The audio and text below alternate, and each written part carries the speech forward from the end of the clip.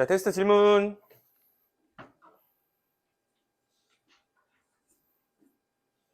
몇 번? 9번. 요건가? 그죠?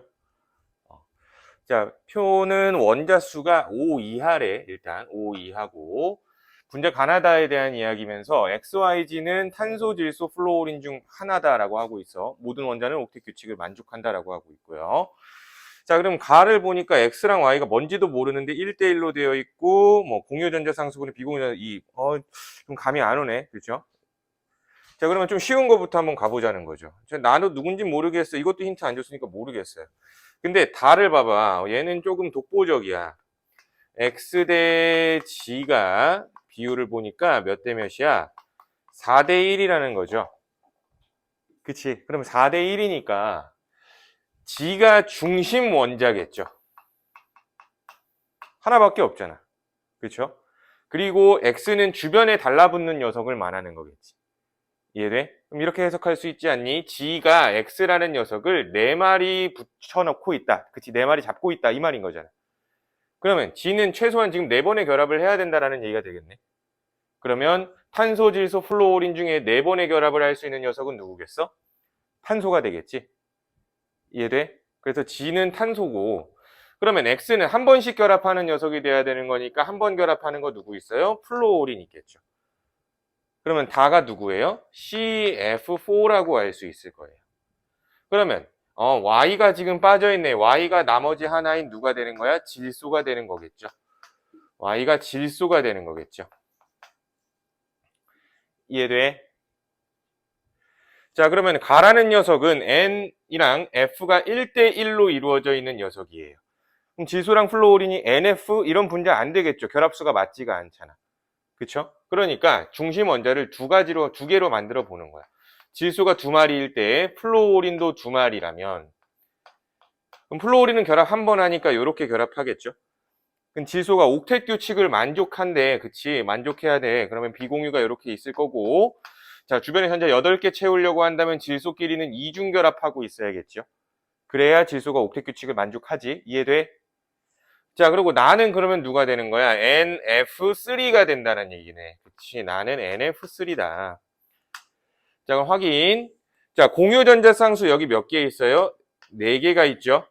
비공유전자쌍 개수 몇 개 있어요? 여기 3개, 1개, 1개, 3개죠.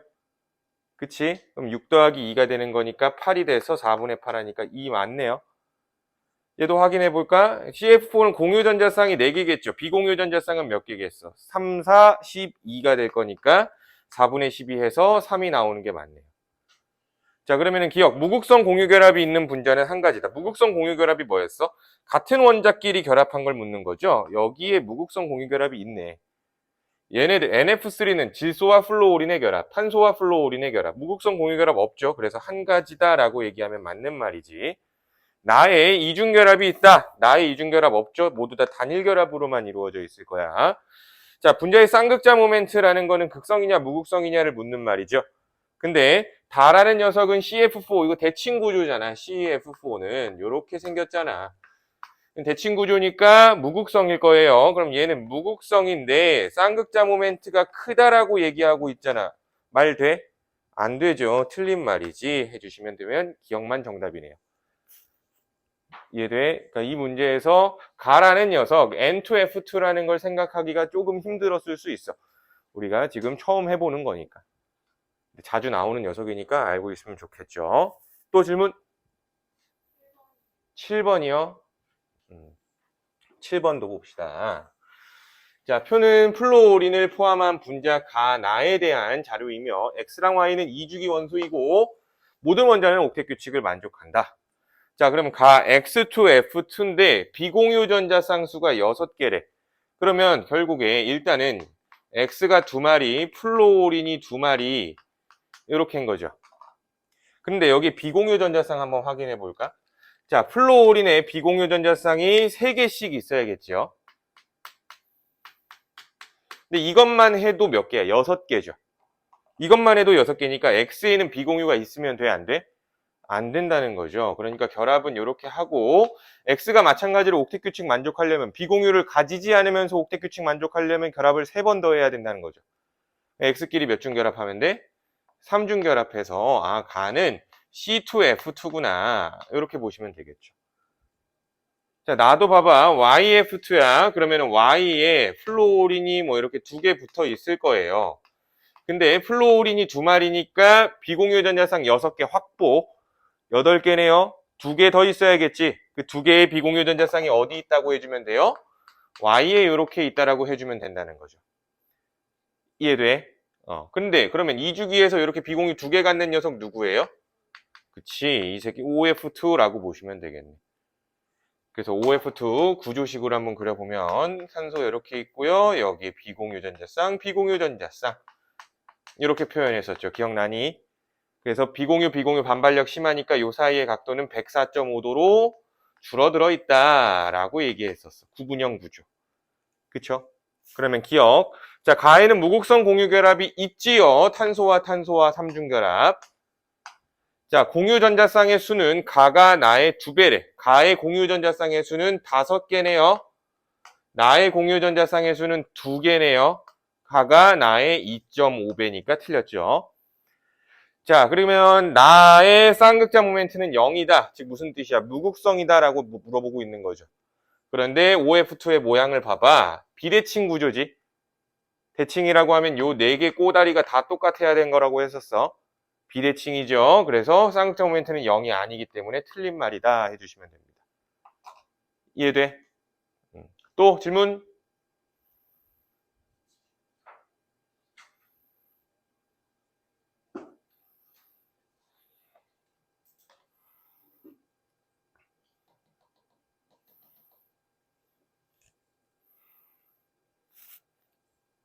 없어? 없어? 자, 없으면 숙제에서 질문을 받아보도록 하겠습니다.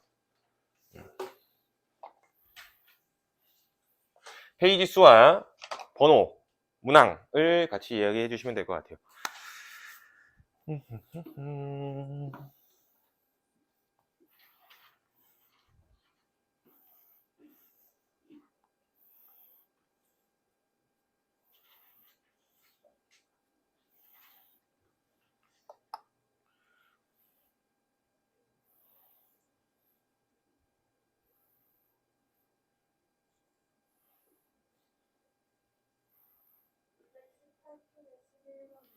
218쪽에 11번입니다. 선생님 발음 좋지? 그지? 218쪽에 11번입니다.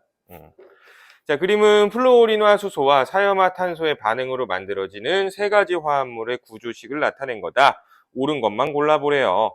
자, 일단 가나다를 봤더니 뭐 전부 다 탄소를 중심으로 해서 요렇게 결합이 되어 있긴 하죠. 그치? 그러면 어쨌든 요 녀석들 결합을 4번 했으니까 공간을 4개로 나눠야 돼서 실제 구조는 정사면체겠지. 그쵸? 그래서 기억은 맞는 말이 되는 거고, 나의 쌍극자 모멘트의 합은 0이다 라고 얘기하고 있는데,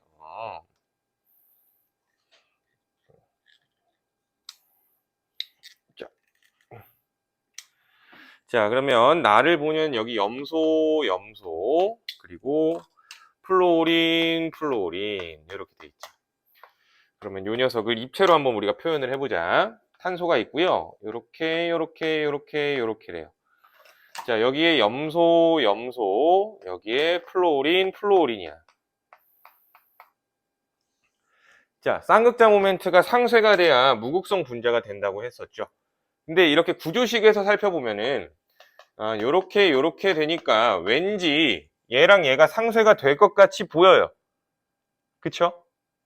그리고 여기서도 요렇게 되는 거니까 왠지 얘랑 얘도 상쇄가 될 것처럼 보여요. 근데 사실은 이런 구조라고. 여기가 180도라고 하는 게 아니죠. 실제 분자 구조는 180도가 아니라 여기가 몇 도예요? 109.5도죠. 그래서 실제로 요 쌍극자와 요 쌍극자가 상쇄가 될 수가 없다는 거야. 마찬가지겠죠. 플로오린과 플로오린 쪽도. 그래서 결국 나는 극성 분자다라고 이야기를 해야 되기 때문에 니은은 틀린 말이죠.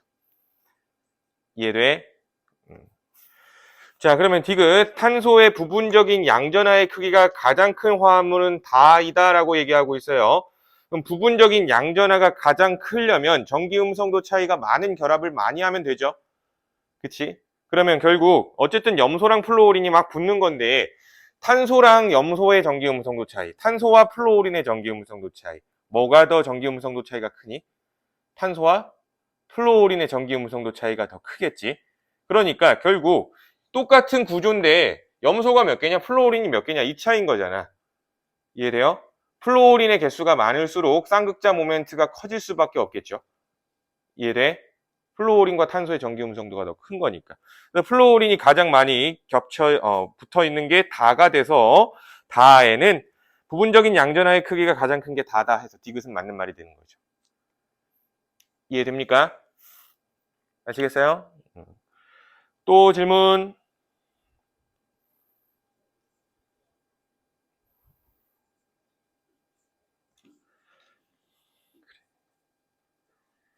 아직 수업을 하기엔 더운 날씨야.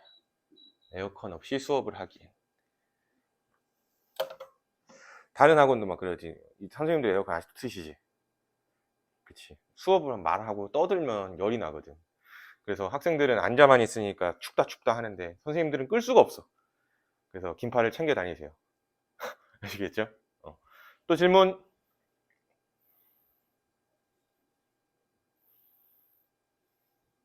저기 질문 없니? 없어요? 우주 없어? 수정이는? 상경이 질문 다 한 거야? 오케이, 잘하셨네. 자, 오늘 드디어 4단원 들어갑니다. 4단원 조금만 더 해보자.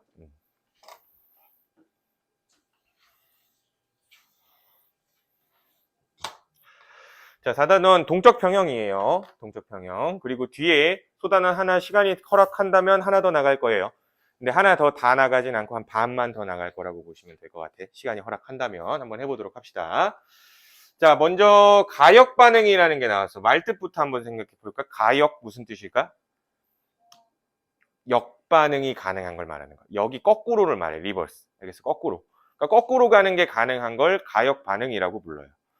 자, 그래서 정반응과 역반응을 좀 표현을 한번 해보자는 건데 책에는 뭐 줄글로 막 적혀 있으니까 그리고 심플하게 한번 해보자. 자, A가 B가 되기도 하고 B가 A가 되기도 하는 화학 반응. 이런 걸 가역 반응이라고 얘기하는 거야. 알겠어? 양방향 화살표로 화학식을 표현합니다. 그러니까 A가 B가 되는 거 화살표 진행 방향이 오른쪽이죠. 우리 글자 읽는 순서 그대로. 그렇죠? 그래서 오른쪽으로 가는 게 말 그대로 정반응이고요. 거꾸로 B가 A가 되는 거 이런 걸 뭐라고 하는 거야? 이런 걸 역반응이라고 얘기하는 거야. 그래서 이렇게 정반응과 역반응이 모두 가능한 반응을 가역 반응이라고 얘기한다 정도로만 그래서 이것만 적어주시면 될 것 같아요. 그렇지? 뭐 크게 중요한 의미를 담고 있는 게 아니야. 이것만 적어줘. 자, 그래서 가역 반응과 비가역 반응 뭐 이런 것들을 얘기를 해볼 건데 대표적인 예시들부터 좀 기억을 해보도록 합시다. 먼저 첫 번째 가역 반응의 예시, 물의 증발과 응축이라는 게 나왔어요. 자, 물이 증발되는 거, 요 L 표시가 이게 뭐예요? 리퀴드, 액체죠. 그치? 자, 그리고 G가 무슨 표시야? 이게 가스라는 얘기죠. 그치? 그래서 물이 수증기가 된다는 거야. 물이 수증기가 된다. 물이 수증기가 되는 반응을 우리는 뭐라고 불러요? 증발이라고 부르고요. 수증기가 다시 물이 되는 걸 뭐라고 불러요? 응축이라고 부르죠. 그래서 물의 증발과 응축에서 지금 이렇게 써놓는다면은 증발이 정반응인 거고 응축이 역반응인 거야. 알겠죠? 그래서 물이 증발과 응축은 그냥 막 서로 왔다 갔다 할 수 있는 거구나 정도로 보시면 돼. 그러니까 증발 당연히 일어나는 거죠. 근데 응축도 당연히 일어납니다. 이거 자연현상에서 생각해 본다면 응축되는 거 뭐냐면 비 내리는 거야. 비. 공기 중에 있는 수증기들이 뭉쳐서 떨어지잖아. 물로. 그치? 요게 비 내리는 거. 가능한 반응이다. 가역 반응 해주시면 되고. 자, 염화 코발트 육수화물의 생성과 분해. 자, 염화 코발트라는 말이 조금 익숙하기도 하고 어서 들어봤는데 하고 낯설기도 하고 뭐 그럴 것 같아. 그러니까 염화 코발트 중학교 과학에서 언제 나왔었냐면 화학 변화에서 연소 생성물 확인하는 실험에서 나왔었어. 들어본 적 있죠? 연소 생성물 확인. 자, 그러니까 어떤 탄화수소를 태웠어. 뭐 예를 들어 메테인 같은 거를 태웠어. 그럼 거기에서 이산화탄소와 뭐가 나와요? 수증기가 나오죠. 근데 진짜 이산화탄소가 나오는지 진짜 수증기가 나오는지를 확인하려고 집기병에서 연소를 시킵니다. 그래서 발생된 기체의 이산화탄소라고 추정되는 녀석을 어디에다 집어넣어봐? 석회수에다가 집어넣어 보면은 뿌옇게 흐려지기 때문에 이산화탄소를 확인했었지. 아, 이게 이산화탄소야 라고 확인했었죠. 석회수는 이산화탄소를 확인하는 용액입니다. 자, 근데 물이라는 걸 어떻게 확인할 수 있어? 그 연소를 시킨 집기병을 확인해 보면은, 뭐 그림은 그릴 필요 없을 것 같아. 집기병을 확인해 보면은 여기서 연소가 일어나니까 연소가 끝난 뒤에 뭐 이렇게 물방울들이 보이는 거야. 알겠어? 물방울들이 보이는 거지. 그러니까 여기 안에서 연소를 시킨 거예요. 그러면 이 물방울이 진짜 H2O라는 액체 물질, 액체인지를 확인하기 위해서 여기 어떻게 해봤었어? 염화 코발트 종이를 갖다 대봤었죠. 염화 코발트 종이를 갖다 대봤더니 붉게 변하였다라고 얘기를 했을 거야. 들어본 적 있지 않니? 염화 코발트 종이를 갖다 대어보니 붉게 변하였다. 이게 뭘 확인하는 거야? 이게 물방울이야 라는 걸 확인했던 거잖아. 염화 코발트의 특징이거든. 염화 코발트라는 녀석이 H2O랑 만나면은 빨간색으로 변합니다. 아시겠어요? 근데 기본적으로 그냥 염화 코발트 COCl2 요거 소문자죠. 탄소, 산소 말하는 게 아니야. 코발트의 원소 기호야. 그러니까 COCl2 염화 코발트는 원래는 푸른색이에요. 근데 이 녀석이 물 분자를 만나잖아. 그러면 염화 코발트 육수화물이라는 게 돼. 그래서 이렇게 점하고 XH2O 이렇게 표현하는 물질들을 수화물이라고 하거든. 그러니까 요 COCl2 결정 구조 주변에 물 분자가 1대 6의 비율로 어느 정도 끼워져 있다라고 해석해 주시면 돼요. 뭐 중요한 얘기는 아니야. 알겠죠? 그냥 물 분자 6마리가 COCl2 주변에 달라붙는다 정도로 해석해도 돼. 이렇게 달라붙는데 COCl2 주변에 6개 정도의 물 분자가 달라붙으면 그때 색깔이 빨간색으로 변해요. 알겠어? 그냥 액체, 모든 액체한테 되는 게 아니라 H2O가 붙으면 이렇게 된다고. 그러니까 무슨 소리야? 종이에다가 염화 코발트 분말을 얇게 도포해 놓은 걸 염화 코발트 종이라고 하는 거예요. 근데 그 염화 코발트 종이에 물이 묻으면 무슨 색으로 변한다? 빨간색으로 변한다는 얘기지. 근데 그 염화 코발트 종이를 드라이기로 다시 말리면 무슨 색으로 변할까? 파란색으로 변해요. 염화 코발트 종이는 일회용이 아닙니다. 근데 좀 싸서 그냥 버리기도 해. 한번 쓰고. 근데 말리면 다시 파랗게 되돌아온다는 얘기죠. 무슨 말인지 이해돼요? 그래서 염화 코발트 육수화물이 생성되면 빨간색, 이 육수화물이 다시 분해되면 파란색으로 된다. 물 분자만 떨어지면 다시 파랗게 돌아온다는 거예요. 그러니까 이게 정반응과 역반응이 모두 가능한 거니까 가역반응이라고 얘기하겠죠. 자, 그리고 또 비슷한 거야. 황산구리 오수화물의 생성과 분해와 생성. 자, CuSO4, 황산구리죠. 그치? 그리고 뭐 중학교 과학 공부에 조금 집중해서 기억을 했다면 CuSO4 수용액이 푸른색이라는 사실을 들어본 적이 있을 겁니다. 이게 구리 이온 때문에 파란색을 띈다라고 하고요. 실제로 보면은 파워에이드 색깔이랑 굉장히 유사합니다. 근데 이 황산구리 수용액이 파란색을 띠는 이유는 구리 이온이기 때문이기도 한데 CuSO4 자체도 그냥 우리 평상시에 보면은 파워에이드 색깔처럼 고체예요. 가루야. 고체 가루처럼 되어 있어. 시약병에. 알겠어? 근데 그거는 수증기, 이런 물 분자들이 CuSO4 주변에 달라붙어 있기 때문에 이번엔 얘가 파란색이 돼요. 근데 이 CuSO4를 우린 순수하게 CuSO4만 쓰고 싶어요. 물 분자 빼고. 실험에서 CuSO4 이것만 쓰고 싶어. 수증기 달라붙은 거 다 떼고. 그럼 어떻게 해주면 돼? 건조시켜주면 돼. 근데 건조시킬 때 우린 항상 수증기랑 함께 있죠. 그래서 웬만하게 건조한 상황에서는 다시 안 돌아와요. 그래서 어떻게 하냐면 그 얘를 가열합니다. CuSO4.OH2O. 이거 뭐라고 부를까? 황산구리 오수화물이라고 하겠죠. 그래서 파란 색깔 황산구리 오수화물을 도가니에 넣고 프라이팬에 넣고 가열을 하면 어떻게 돼요? 물 분자가 날아가면서 순수한 CuSO4만 남아요. 그럼 이렇게 되면은 그냥 순수한 CuSO4는 사실 흰색이라는 걸 확인할 수 있다는 거지. 알겠어? 근데 이 녀석을 다시 뭐 축축한 곳이나 혹은 물방울을 떨어뜨린다거나 한다면 파랗게 다시 변하는 거야. 그러니까 정반응, 역반응이 모두 가능하다라는 얘기가 되죠. 이해돼? 그래서 이런 걸 가역반응. 하나 더 있어. 자, 석회석 동굴, 석회동굴, 종유석, 석순의 생성. 자, 석회동굴이 어떻게 만들어지는가 보아하면은 이런 거야. 석회암지대가, 석회암 바위가 이렇게 크게 하나 있어요. 근데 여기에서 막 지하수가 흘러, 지하수. 그럼 지하수랑 석회암이 막 반응하면서 여기가 녹는 거예요. 이렇게. 녹은 거야. 그러니까 일반적으로 우리 뭐 바닷가에 있는 동굴이 만들어지는 원리랑은 달라. 바닷가에 있는 해식 동굴 만들어지는 원리는 뭐야? 파도가 오랜 세월 치다 보니까 돌에 빵꾸가 난 거잖아. 그 깎인 거야. 그냥 단순하게 물리적으로. 근데 물리적으로 깎인 게 그런 동굴이라고 한다면 석회 동굴은 물리적으로 깎였다기보다는 녹은 거예요. 뭐가 석회암이 이 지하수에 녹은 거야. 이 부분만. 이해돼요? 플라스틱 녹듯이 녹은 거라고. 알겠니? 녹은 건데 반응식으로 볼게 이제. 그러면 이 CaCO3가 석회석이지. 그리고 CO2랑 H2O 이건 뭐야? 이산화탄소를 꽤 많이 포함하고 있는 물을 말한다는 거죠. 지하수예요, 지하수. 그러니까 지하수고요. 그럼 이렇게 만나니까 어떻게 됐어? CaHCO3-2AQ네. 이게 뭐예요? 수용액이죠. 녹았다는 얘기예요. 알겠어? 돌덩어리가 녹았다. 그 녹음 경로가 동굴로 나타난 거죠. 그리고 우리 석회동굴 속으로 한번 들어가는 상상을 한번 해보자. 들어가면 막 눅눅하고 막 습하고 막 그렇죠. 그치? 왜? 여기 위에서 막 물 뚝뚝뚝 떨어지고 막. 그치? 떡떡떡 떨어지고 위에 이렇게 막 고드름 이렇게 달려있고. 그치? 막 이렇게 잘리면 막 이렇게 머리 밖에 죽고 막. 그죠? 고드름. 근데 그 고드름이 돌로 된 거잖아. 그쵸? 근데 그게 계속 자란다잉. 알겠어? 계속 자라요. 그 상태 그대로 있는 게 아니라. 계속 자라. 왜 자란다는 얘기일까? 역반응이죠. 똑똑똑 물 떨어지는 게 요 수용액이야. 알겠어? 근데 이 수용액으로부터 다시 돌덩이가 만들어진다는 얘기지. 이해돼요? 그래서 이 역반응이 또 된다는 얘기죠. 그래서 위에서 막 돌고드름 막 이렇게 점점 자라. 이걸 뭐라고 해요? 그걸 종유석이라고 불러요. 이해돼요?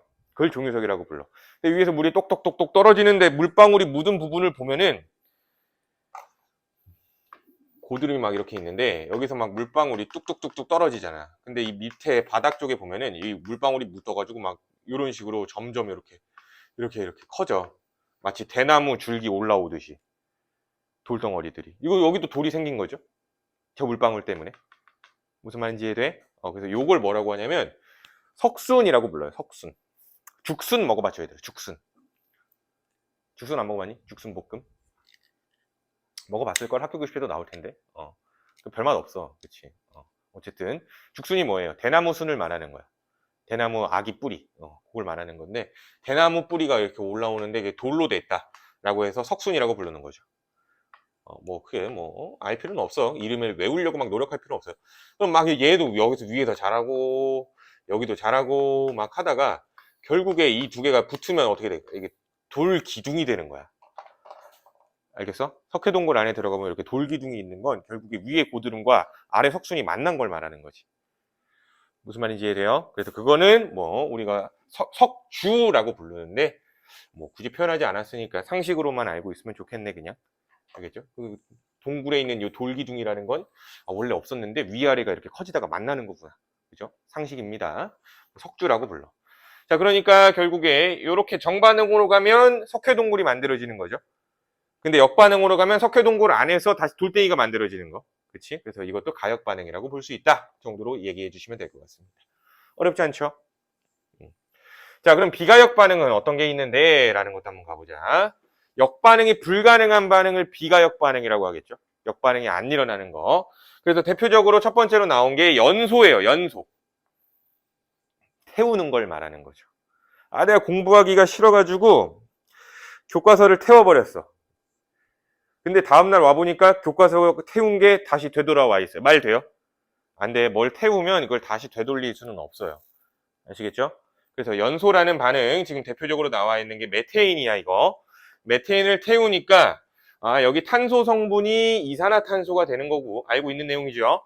여기 수소 성분이 물이 되는 거고. 그래서 어쨌든 이산화탄소와 물이 되는데, 다시 메테인이 될 수 있어, 없어? 없어. 이 기술이 나온다면은 우리는 화석연료를 펑펑 써도 돼요. 만약에 이게 된다면, 노벨 화학상, 노벨 평화상, 모든 평화상, 모든 상을 휩쓸 거야.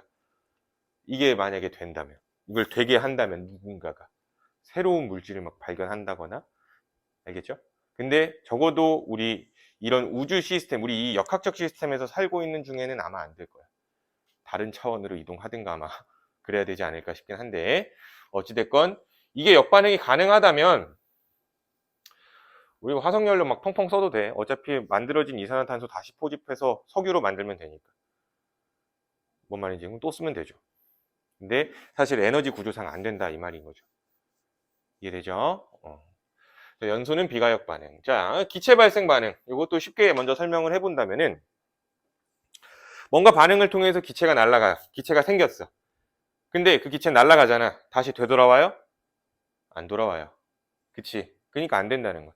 그래서 기체 발생 반응 대표적으로 보면 산이죠. HCl 산성. 염산이에요. 이거 HCl 수용액. 염산이에요. 염산. 근데 이 염산에다가 뭐 하고 있어? 마그네슘이라는 고체를 넣고 있어요. 알겠어? 근데 이 염산은 금속과 만나면 막 푸식 하면서 막 뽀글뽀글뽀글 막 기포가 막 나오거든. 알겠어? 근데 그 기포가 뭐야? 수소기체예요. 그리고 마그네슘은 이제 용액 속에 녹아 들어가 있는 거고. 뭐 이런 반응이 일어났어.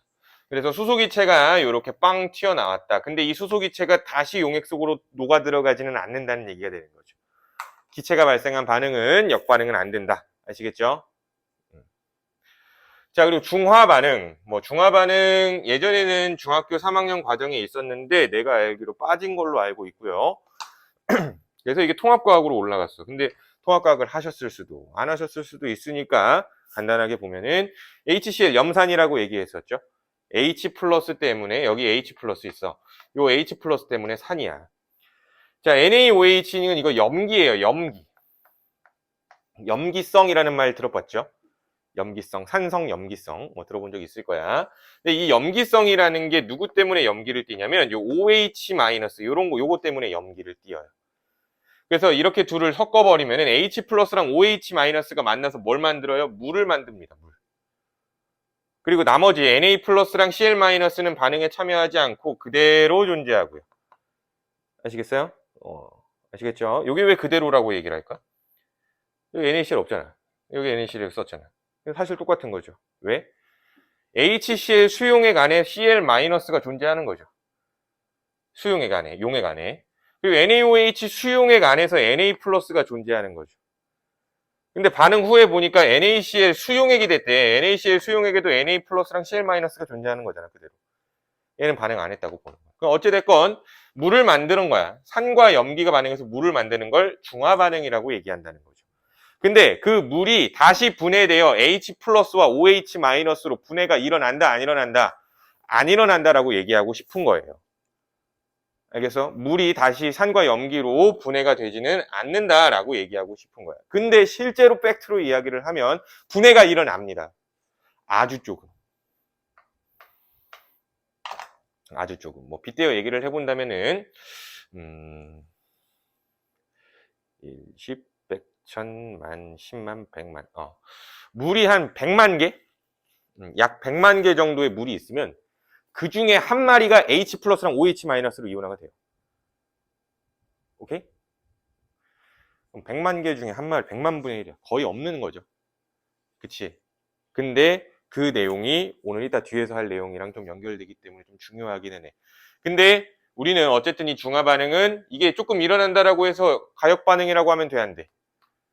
안 된다. 그래도 역반응이야. 100만 중에 1은 안 일어난다라고 보는 거예요. 아시겠어요? 그래서 비가역 반응이구나 라고 보시면 될 것 같고요. 자, 하나 더. 앙금 생성 반응. 요걸 우리 배웠죠. 2학년 과정에서. 2학년 맞죠? 그치? 2학년 과정에서 배웠을 거야. 이것도 마찬가지로 앙금이라는 거는 뭘 말해요? 물에 녹아 안 녹아? 안 녹는 고체 물질을 말하는 거야. 그래서 여기서 앙금 찾아보면 AgCl 이게 흰색 앙금이지. 근데 이 AgCl이 다시 물에 녹아서 NaCl에서 Cl-, AgNO3에서 Ag+로 돌아간다, 안 돌아간다? 안 돌아간다. 근데 이것도 중요한 게 뭐냐면 마찬가지야. 100만 개 중에 하나 정도는 녹는다라고 할 수 있어. 알겠어? 그러니까 앙금이 완전 100% 안 녹는다라고는 실제로는 하지 않아. 근데 아주 극소량 조금 높기 때문에 요 녀석 같은 경우는 조금 높기 때문에 조금은 녹는다. 그 정도 근데 무시해도 되지 않을까라는 생각으로 비가역 반응이라고 우린 얘기를 하는 거야. 알겠어? 그래서 뭐 내신 포인트로 이렇게 내는 학교 선생님들이 간혹 있었어. AgCl 요 반응 보여줘 놓고 요 반응은 완전 비가역이다. 뭐 이렇게 표현을 했어요. 완전 비가역이라는 말이 어디 있는지는 모르겠지만 학계 용어는 아닌 거지만 그런 용어를 만들어서 막 시험 문제를 낸 적이 있었어. 근데 완전 비가역이라고 하면 돼, 안 돼? 안 되는 거. 말뜻 표현이 뭐겠어? 100% 안 된다. 뭐 이 말인 거잖아. 이해돼? 오케이? 근데 어쨌든 얘도 조금은 역반응이 일어나긴 한다. 하지만 그 조금은 무시할 만한 양이기 때문에 우리는 비가역 반응으로 분류를 해놨다라고 보시면 될 것 같아요. 아시겠죠? 자, 그러면 가역 반응 이렇게 좀 정리를 해보고요. 동적 평형 이것도 한번 마저 얘기를 해볼게요. 자, 우리 과학에서 말하는 평형이 여러 가지가 있거든. 대표적으로 많이 들어봤을 평형에는 힘의 평형이라는 말을 들어본 적이 있을 거예요. 그쵸? 자, 지금 여기 텀블러가 여기 위에 이렇게 올라와 있는데 얘는 지금 평형 상태죠. 무슨 평형? 힘의 평형. 얘는 지금 두 가지의 힘을 받고 있죠. 중력, 아래쪽으로 작용하는 거. 하나 더. 수직항력이라는 거. 뭐야? 요 면이 얘를 떠받치는 힘이 있지. 근데 그 두 힘이 결국에 평형을 이루니까 아무것도 안 움직이는 거잖아. 근데 실제로는 힘을 받고는 있는데 힘의 효과가 없다라고 본다는 거죠. 이해돼? 실제로는 뭐 움직이지 않지만 힘은 여전히 받고 있어. 근데 이거를 화학에 적용을 시켜보자는 이야기예요. 화학에 적용을 시켜보자. 자, 그래서 동적평형에서 평형이라는 거는 반응이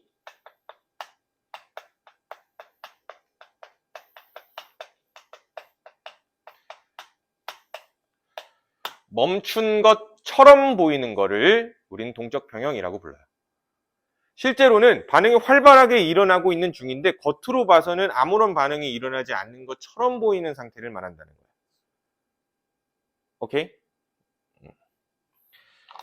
자, 그러면 이게 반응이 멈춘 것처럼 보이려면 어떤 상태를 말하는 걸까 한번 생각해 봐봐. 자, A랑 B가 반응해서 C랑 D가 되고요.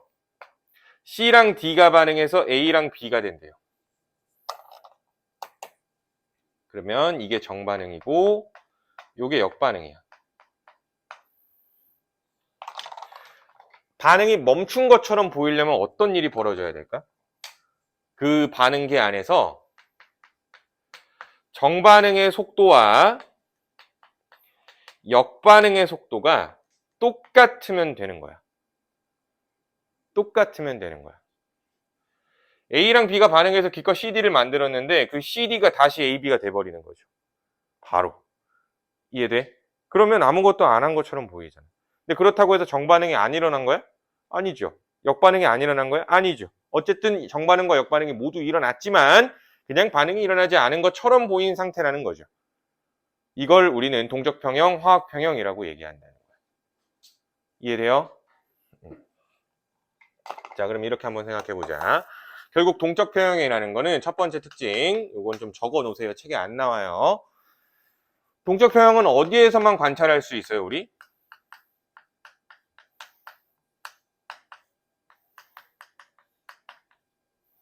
가역 반응에서만 관찰할 수 있다는 거야. 동적 평형이라는 거는 가역 반응에서만 관찰돼요. 비가역 반응에선 평형 상태라는 게 있을 수가 없어요. 알겠어?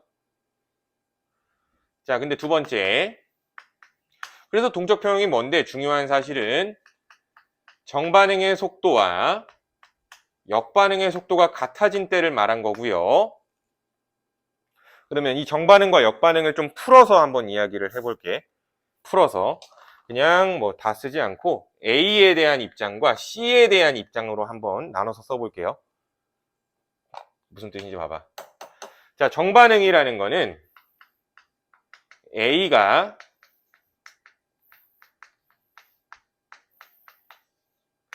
사라지는 속도를 정반응이라고 얘기할 수 있겠지.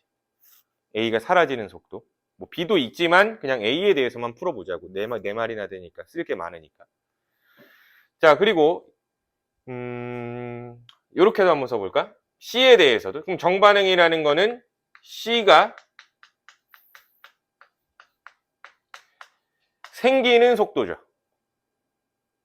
그치? 그럼 역반응 다시 A 입장에서 한번 얘기해보자. 역반응의 A 입장에서는 역반응이 일어나면 A가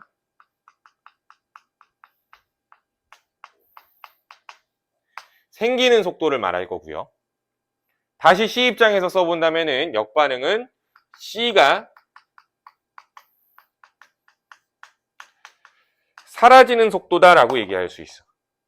어떤 플라스크 안에서 A가 사라지는 속도랑 A가 생기는 속도가 똑같은 상태래. C가 생기는 속도랑 C가 사라지는 속도가 똑같은 상태래. 무슨 뜻이야? 반응이 멈춘 것처럼 보이겠죠. 실제로 반응은 일어나지만. 이해돼? 아무런 변화가 없는 거야. 그렇기 때문에 이거를 뭐 다 이렇게 없어진다라고 한다면 변화가 없다는 거죠. 그쵸? 변화가 없다는 거죠. 어떤 변화?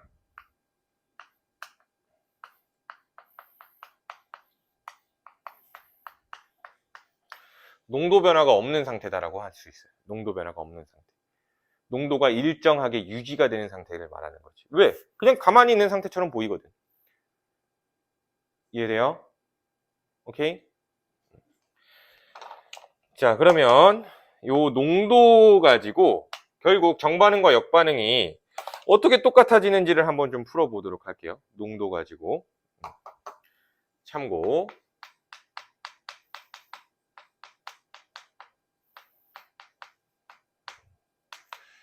자, 반응 속도라는 게 결국 뭐에 비례하냐면 그 반응물의 농도에 비례합니다. 반응물의 농도에 비례해요. 왜 그러냐면 반응 속도란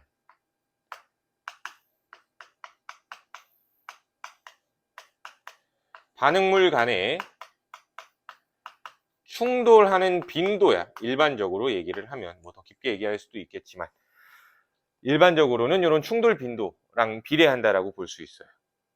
그럼 저 A, B랑 반응해서 CD 만들어지는 거 한번 얘기를 좀 해볼까?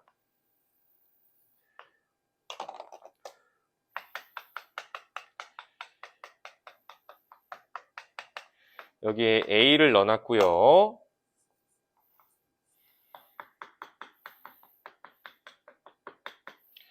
B도 넣어놨어. A와 B가 반응하겠죠? 어떻게 반응해? 일단은 A랑 B가 자유롭게 움직이다가 지들끼리 부딪히면서 CD를 만들 거예요. 알겠어? 그럼 부딪혀서 CD를 만들 때 부딪혀서 A, B가 없어지고 C가 생기고요. 또 다른 색깔 어디 있어?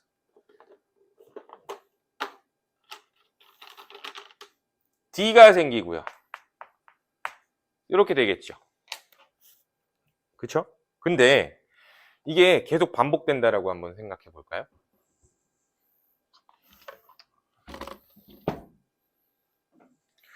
시간이 지날수록 타임, t 시간이 지날수록 우리 A 농도와 B 농도는 점점 어떻게 돼요? 연해지겠죠. A, B가 점점 없어지는 거니까. 그럼 잘 생각해봐. A, B가 점점 없어진다라고 한다면 A와 B끼리 충돌하는 빈도도 점점 줄어들겠지. A랑 B가 충돌하는 빈도가 줄어든다는 이야기는 정반응의 속도가 느려진다는 뜻이 돼.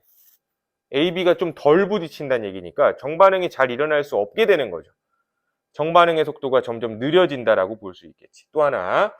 자, 시간이 또 지날수록 C와 D는 없다가 생기는 녀석인 거죠. 없다가 생기니까 CD 농도는 점점 진해지지 않을까? A, B가 이만큼 없어져서 CD가 이만큼 또 생길 거니까. 이 용기 안에 CD는 점점 많아질 거야. 이해돼? 생성물이니까. 그러면 이 CD끼리 부딪히는 빈도는 점점 커지겠죠. 점점 자주 부딪힐 수밖에 없겠지. 왜? 이 안에 A, B가 점점 없어지면서 CD가 점점 생길 거잖아. 이해돼? 그러니까 CD가 많아지면 CD끼리 부딪히는 빈도수가 늘어나서 CD끼리 자주 부딪힌다면 역반응의 속도가 점점 빨라지겠죠. 그러면 정반응의 속도는 점점 느려지다가 역반응의 속도는 점점 빨라지다가 이 둘이 결국 같아지는 때가 왔어요. 그때를 우린 동적 평형이라고 얘기한다는 거죠. 이해돼? 그래서 여기서 한 가지만 더 정리할게. 결국 보니까 정반응 속도든 역반응 속도든 반응 속도라는 거는 뭐에 비례해요? 농도에 비례한다는 거야. 정반응의 속도는 반응물의 농도와 비례할 거고요. 그렇죠? 정반응의 속도는 반응물인 AB 농도와 비례해요. 역반응의 속도는 생성물인 CD 농도와 비례해요. CD 농도가 많아지니까 역반응 속도가 빨라지고 있는 거잖아. 그래서 무언가 반응 속도라는 거는 농도와 비례한다라는 얘기야. 아시겠어요? 그러면 요것만 잘라서 이쪽으로 다시 한번 와보자. 동적 평형에서는 농도 변화가 없는 상태래. 무슨 소리야? 반응 속도의 변화가 없는 상태라는 얘기가 되겠죠. 왜? 정반응 속도와 역반응 속도가 똑같은 상태가 된 거니까. 무슨 말인지 이해돼? 그래서 요런 게 평형이다 라고 기억해 주면 될 것 같아요. 좀 많은 이야기를 한 것 같은데 뭐 하나하나 다 이해해 주면 좋겠지만 조금 있다가 수업할 내용에서 요 반응 속도는 농도에 비례한가 요거 하나로도 다음 내용을 이해할 수 있을 거야. 알겠죠? 그래서 요거 좀 잘 기억해 주면서 쉬세요. 10분만 쉬었다 갑시다. 쉬는 시간.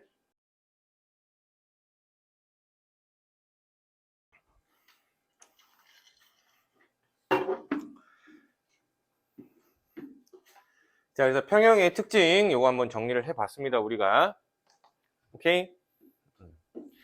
자, 그러면 우리 평형에서 어떤 예제들이 있는지 한번 좀 살펴볼게요. 상평형이라는 거. 여기서 상이라는 거는 물질의 상태를 말합니다. 상태. 고체, 액체, 기체, 혹은 플라즈마 뭐 이런 것까지 상태라고 하는 거죠. 그래서 상평형이라는 거는 물질의 상태에 대한 평형이다라고 생각해 주시면 돼요. 물질의 상태에 대한 평형. 그래서 반응식이 지금 H2O 물이 수증기가 되는 증발과 응축에 대한 상평형이 대표적인 예로 나온 건데 책에 그림이 이렇게 나와 있을 거예요. 자, 비커에다가 물을 요렇게 담아 놓고요. 얘 뚜껑을 요렇게 닫은 거야. 오케이? 그러면 이 물 표면에서부터 증발이 일어날 거예요. 증발. 그러면 시간이 지날수록 여기 용기 안에 수증기 농도가 점점 진해지겠지. 증발이 일어나니까. 이해돼요? 증발이 일어나면 결국 물의 양이 줄어들겠죠. 물의 양이 점점 줄어들다 계속 줄어들어요? 없어져요? 아니죠. 이 온도에서 이런 말 들어본 적 있을 거야. 최대 포화 수증기압. 포화 수증기압 들어본 적 있죠? 그치? 그러니까 여기에 가질 수 있는 수증기의 양은 한정되어 있는 거죠. 그 수증기가 될 때까지 이 물의 양이 점점 줄어들다가 요 정도 되니까 이제 여기서 유지가 되는 거죠. 겉으로 봤을 때 더 이상 증발이 일어나지 않는 것처럼 보인다는 거죠. 근데 실제로는 증발이 일어나고 있는 상태다라는 얘기야. 왠지 한번 확인해 봐봐. 그럼 수증기의 양이 점점 늘어나니까 여기 안에 수증기의 농도가 점점 진해지는 거죠. 수증기 농도가 진해진대. 그러면 이번에 역반응의 속도가 점점 빨라지겠죠. 그런 결과 세 마리가 증발될 때 한 마리가 응축이 돼도 두 마리가 나간 것처럼 보이죠. 그럼 어쨌든 날아간 게 많으니까 수증기 농도가 더 진해졌겠죠. 그럼 응축 속도가 더 빨라져서 이번에 두 마리가 응축된대요. 그럼 어찌됐건 나가는 게 세 마리니까 결국에는 수증기 농도가 더 진해졌을 거야. 그러면 더 진해지게 되면 응축 속도가 좀 더 빨라져서 이제 세 개가 응축될 때가 있을 겁니다. 그러면 세 마리가 증발될 때 세 마리가 응축되니까 결과적으로는 나간 놈이 없는 거죠. 이해돼? 그러니까 겉으로 봐서는 그냥 증발도 응축도 일어나지 않는 것처럼 보이는 거니까 결국에 우린 이걸 상평형이라고 얘기한다는 거죠. 그래서 의미를 이렇게 한번 써볼게. 잘 봐봐. 시간이 지날수록 용기 속에 H2O 기체, 수증기죠? 수증기의 농도가 점점 진해집니다. 그럼 수증기 농도가 점점 진해지게 되면은 어떤 속도가 빨라진다라고 했어? 응축 속도가 빨라진다라고 얘기했었죠. 그치? 응축 속도는 점점 빨라질 거고, 또 하나 봐봐. 시간이 지날수록 H2O 액체의 농도는 줄어들어요? 무슨 뜻인지 잘 봐. 물이죠.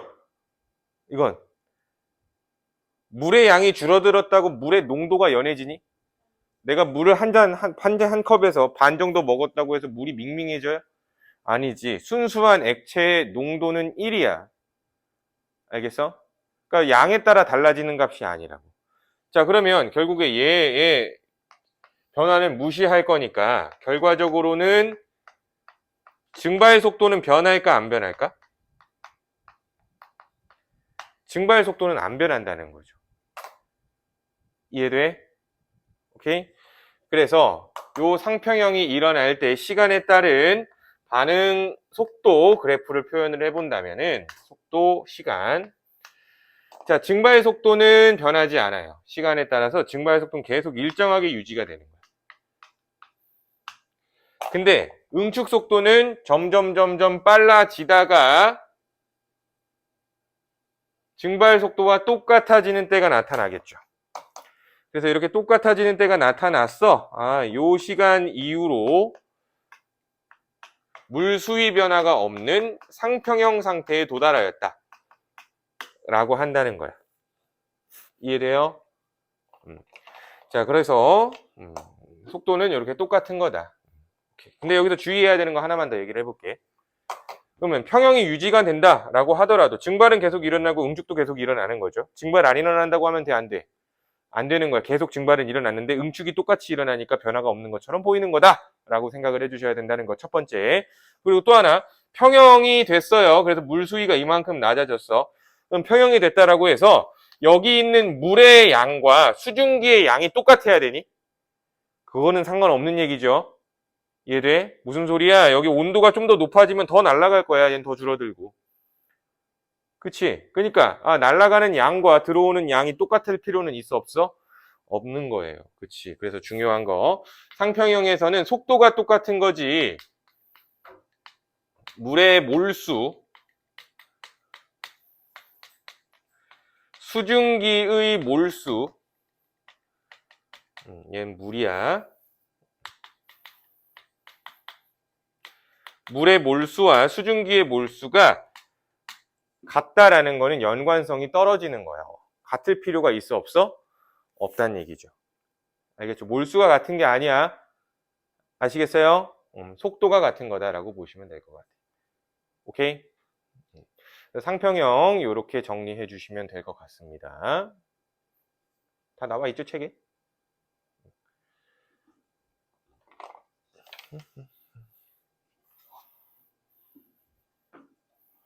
필기하니?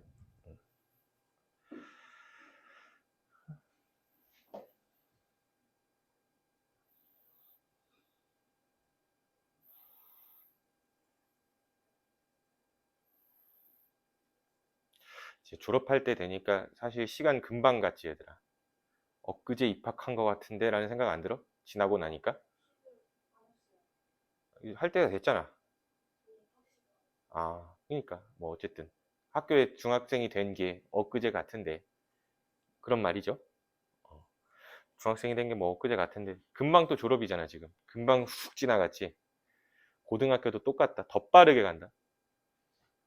더 빨리 가요, 고등학교는.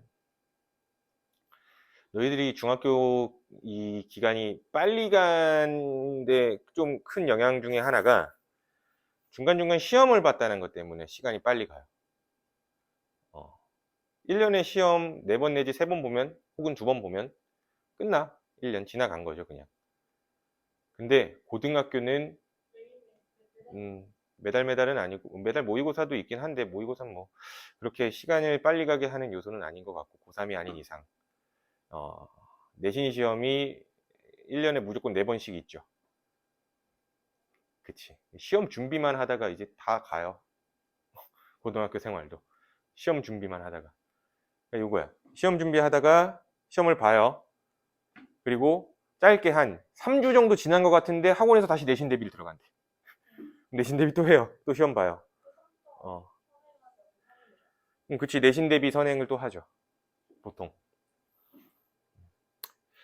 그래서 어찌됐건, 방학 때는 또 이제 그 다음 학기나 그 다음 학년 부분에 대한 커리큘럼이 들어가지. 그러다 보면 시험 준비하다가 3년이 금방 또 가요.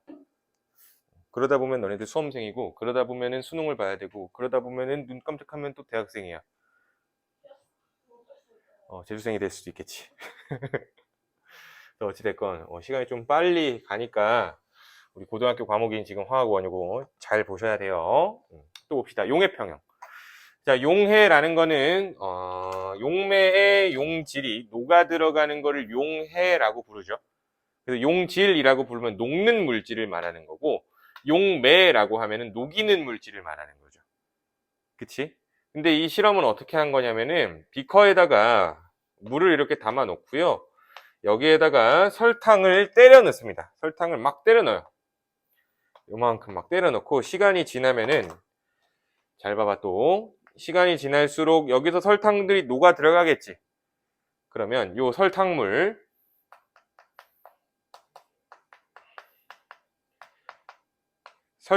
농도가 진해질 거예요. 설탕물 농도가 진해지게 되면은 역반응 속도인 석출 속도가 빨라진다라고 해석할 수 있겠지, 우리. 이해돼? 역반응 속도인 석출 속도가 빨라지게 된다면, 잘 봐봐. 여기서 3마리가 녹아 들어갔어. 그래서 설탕물 농도가 진해졌는데, 설탕물 농도가 진해진 거에 따라서 이렇게 석출되는 설탕 분자들도 생긴다는 얘기예요. 이해돼? 근데 이게 계속 진행되다 보면은 결국에 석출 속도가 계속 빨라져서 3마리가 녹아 들어갈 때 3마리가 석출된다면 더 이상 녹지 않는 것처럼 보일 수 있겠지. 그래서 시간이 충분히 지난 뒤에 보니까 설탕이 이만큼 안 녹고 남아있어요. 이만큼 안 녹고 남아있어. 이걸 우린 중학교 때 포화용액이라고 얘기했어. 더 이상 녹지 않는 상태라고. 근데 포화용액이라는 거는 사실 용해라는 게 일어나는 상태를 말하는 거죠. 포화용액에서도 용해는 계속 일어나고 있어. 하지만 석출이라는 현상이 똑같은 속도로 일어나기 때문에 더 이상 녹아 들어가지 않는 것처럼 보이는 거야. 무슨 말인지 이해돼? 용해평형 똑같습니다. 더 이상 녹지 않는 것처럼 보인다. 용해도 일어나고 석출도 일어나는데 이게 똑같은 속도로 일어나니까. 그래서 용해평형 상태라는 거는 우리가 중학교 과학에서 배웠던 걸로는 포화용액 상태가 용해평형 상태라고 보시면 되고, 이제 우리 과학 개념이 좀 업그레이드 된 거야. 포화용액에서 용해는 더 이상 일어나지 않는다. 맞아, 틀려? 틀린 말이라는 거예요. 포화용액에서도 용해는 일어나고 있어요. 다만 똑같은 속도로 석출이 되는 거니까 더 이상 안 녹는 것처럼 보인다는 거죠. 아시겠죠? 처럼이라고 꼭 기억해줘. 자, 그래서 다음 페이지 넘겨보시면 이런 실험이 하나 나올 거예요. NaCl을 가지고 용해평형을 확인하는 거야. 자, 우리 동위원소 배웠죠? 동위원소. 질량수가 다른 원소. 그치? 근데 보니까 지금 처음에 만들어낸 용액은 NaCl이긴 한데 NaCl에서 나트륨 질량수 몇 자리를 썼어요? 23자리를 써서 용해시킨 용액이에요. 23자리 포화용액인 거죠. 근데 이 포화용액에다가 24자리 나트륨이 포함된 염화나트륨을 집어넣어요. 근데 우리가 중학교 때 배웠듯이 포화용액이라는 건 더 이상 용해가 일어나지 않는 용액이다라고 해석한다면 24자리를 집어넣어도 이 녀석은 녹아 안 녹아 여기에? 안 녹아야 돼. 알겠어? 그걸 가설로 한번 세워보고 실험을 진행을 해본 거야. 얘가 녹을까 안 녹을까라는 걸 가설로 세우고 얘를 녹여본 거죠. 그래서 얘를 넣고 막 이렇게 저어줘요. 저어놓고 시간이 지나서 봤더니 여기 봐봐. 요것도 있고요. 요것도 있네요. 23자리도 있고요. 24자리도 있다는 거야. 즉 23자리가 녹아 들어가기도 하고요. 23자리 맞니? 23자리가 녹아 들어가기도 하고 24자리가 들어오기도 하고. 무슨 말인지 이해돼? 그러니까 24자리를 집어넣었을 때 안 녹는다라고 해석된다면 이 용액 안에는 23자리만 있어야 돼요. 용액 안에는. 이해돼? 24자리만 그냥 여기다가 가라앉아 있어야겠죠, 다시. 근데 이 용액 자체에 어떤 녀석이 녹아있나 조사를 해보니까 24자리 역시 용액 속에 녹아 들어가 있는 걸 확인한 거야. 그 말은 즉 포화용액에서도 용해라는 현상은 일어나고 있다는 뜻이죠. 근데 다만 잘 생각해봐. 요 용액 안에 들어있는 나트륨 이온의 개수는 항상 똑같겠죠. 포화니까 똑같겠죠. 근데 다만 자리를 바꿀 뿐이라는 거죠. 이해돼? 자리 바꿈이라고 생각하면 돼. 계속 활발하게 녹은 녀석, 석출된 녀석이 자리를 바꾸고 있다는 거야. 활발하게. 이해됩니까? 농도 변화 있어 없어? 없는 거다. 자, 그럼 이제 화학 평형.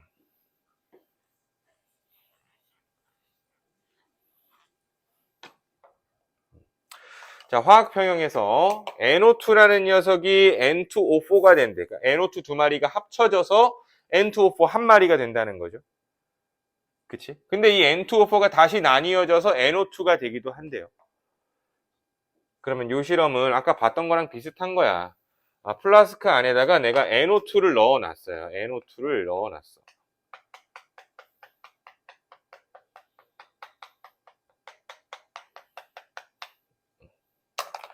근데 여기서 마찬가지로 또 시간이 지나게 해봅시다. 시간이 지나면 여기서 NO2끼리 지들끼리 충돌을 하다가 NO2의 농도는 낮아지고 결국에 N2O4가 점점 많아지겠죠. N2O4가 많아질 거니까 여기서 일단은 정반응의 속도는 느려진다라고 할 거야. N2O4가 점점 줄어드니까 지들끼리 부딪히는 빈도수가 약해지겠지. 근데 그와 동시에 또 시간이 지날수록 N2O4는 점점 많아지지요. N2O4는 점점 많아져요. 이해되죠? 그럼 N2O4의 농도가 점점 늘어나니까 N2O4끼리 충돌할 확률이 커져서 역반응의 속도가 빨라진다라고 본다는 거죠, 이번에. 그래서 이런 경우에 시간에 따른 속도 변화를 그래프를 그려본다면 정반응의 속도는 점점 느려지는 게 맞아요. 이렇게. 이게 정반응의 속도. 근데 역반응의 속도는 점점 빨라지다가 똑같아질 때가 온다는 거죠. 역반응 속도가. 그래서 이렇게 정반응의 속도와 역반응의 속도가 같은 지점, 요때부터를 우리는 화학 평형에 도달했다라고 얘기한다는 거고,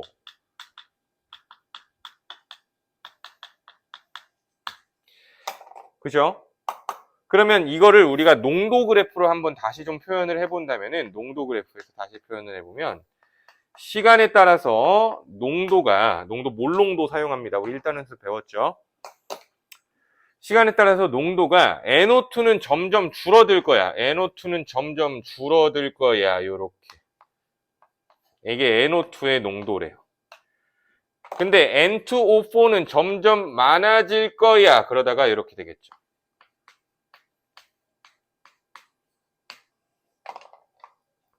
아시겠어요? 그러면 여기서 평형 상태가 어디니? 라고 묻는다면 평형 상태는 어딜까? 여기일까? 아니죠. 여긴 아직 반응이 일어나고 있는 중이죠. N2O4는 많아지고 있는 거고 NO2는 줄어들고 있는 거고. 여기가 평형이 아니고 평형은 어디야? 더 이상 농도 변화가 없을 때 여기부터가 화학 평형이라고 보는 거죠. 이해됩니까? 그럼 다만 여기 크로스 포인트는 어딜 말하는 걸까? 여기는 그냥 단순하게 저 용기 안에 NO2랑 N2O4의 몰수가 똑같은 상태를 말하는 거야. 이해돼? 근데 평형 상태에서를 보니까 평형 상태에서는 N2O4가 더 많은 상태가 된다는 거죠. 아시겠어? 그러면 또 보니까 평형에 도달했을 때 N2O4도 있고 NO2도 있는 거죠. 평형이라는 건 정반응도 일어나고 역반응도 똑같이 일어나고 있는 상태니까 평형에 도달했을 때는 반응물과 생성물이 공존하는 상태여야 한다는 거죠. 무슨 말인지 이해돼요? 그래서 이 그래프 잘 해석해 주셔야 돼요. 요거는 쉽잖아. 속도 그래프니까 당연히 누구나 우린 평형을 찾을 수 있어. 농도 그래프로 나오면 좀 헷갈릴 수 있단 말이야. 농도가 일정하는 게 화학 평형 상태구나라고 이해해 주시면 될 것 같아요. 이해돼? 오케이?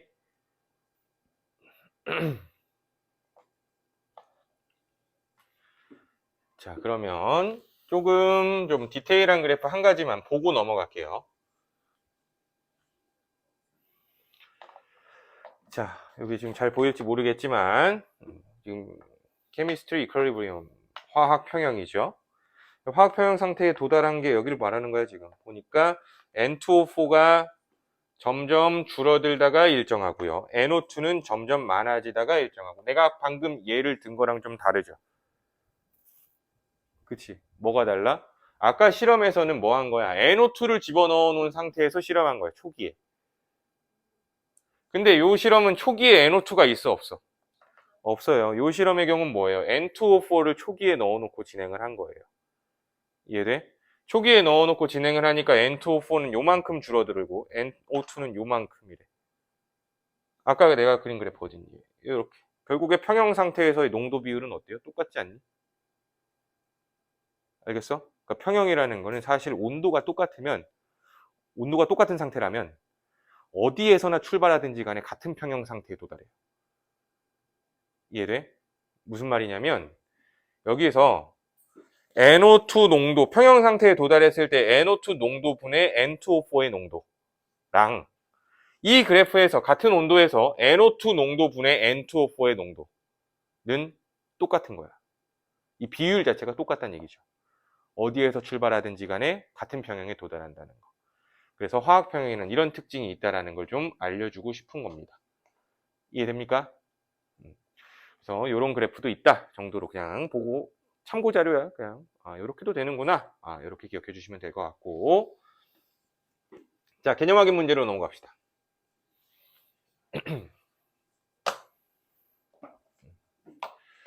자, 반응 조건에 따라 정반응과 역반응이 모두 일어나는 반응 뭐라고 불러요? 가역 반응이라고 하죠. 자, 정반응은 화학 반응식에서 어느 쪽으로? 오른쪽으로 진행되는 반응, 역반응은 왼쪽으로 진행되는 반응. 정반응만 일어나거나 역반응이 거의 일어나지 않는 반응 뭐라고 불러요? 비가역 반응이라고 부르죠. 비가역 반응. 자, 가역 반응에서 정반응 속도와 역반응 속도가 같아서 겉보기에는 변화가 일어나지 않는 것처럼 보이는 상태 뭐라고 부릅니까? 동적 평형 상태라고 하죠. 동적 평형. 그래서 이 동적 평형이 세 가지로 나눴는데 액체의 증발 속도와 기체의 응축 속도가 같아서 겉보기에는 변화가 일어나지 않는 것처럼 보이는 상태. 상이 공존하는 상태 뭐라고 부르니? 상평형. 여기서 말하는 상이라는 게 그냥 상태를 말하는 거야. 알겠어? 뭐 관상할 때 그 상자, 뭐 내가 왕이 될 상인가, 뭐 이렇게 얘기할 때 그 상 말하는 거죠. 아시겠어요? 상태. 자, 그러면 다시 용질의 용해 속도와 석출 속도가 똑같아서 변화가 일어나지 않는 것처럼 보이는 상태네. 또 이것도 뭐야 이거? 용해 평형 상태. 용해 평형이죠. 자, 화학 반응에서 정반응과 역반응이 같은 속도로 일어나서 반응물과 생성물의 농도가 일정하게 유지되는 상태는 화학 평형. 화평. 쉽죠? 4단원도 앞부분은 쉬워. 자, 그럼 이제 밑에 문제 한번 OX 해보자. 자, 가역 반응과 비가역 반응에 대한 설명 OX입니다. 자, 정반응은 화학 반응에서 오른쪽으로 진행되는 반응 맞죠? 가역 반응에서는 정반응만 일어난다. 틀렸죠. 역반응도 일어나야 되고요. 비가역 반응은 조건에 따라 정반응과 역반응이 모두 일어날 수 있다. 그럼 비가역 반응은 정반응, 역반응 다 안 돼. 조건 무슨 개소리예요. 조건 상관없어요. 자, 그리고 메테인의 연소 반응은 가역이에요, 비가역? 연소니까 비가역이죠. 연소 태우는 건 비가역. 염화 코발트 육수화물의 생성과 분해는 가역이지요. 염산과 수산화나트륨 수용액의 중화 반응은 비가역이죠. 자, 석회동굴 종유석 석순의 생성 반응은 가역 반응이고요.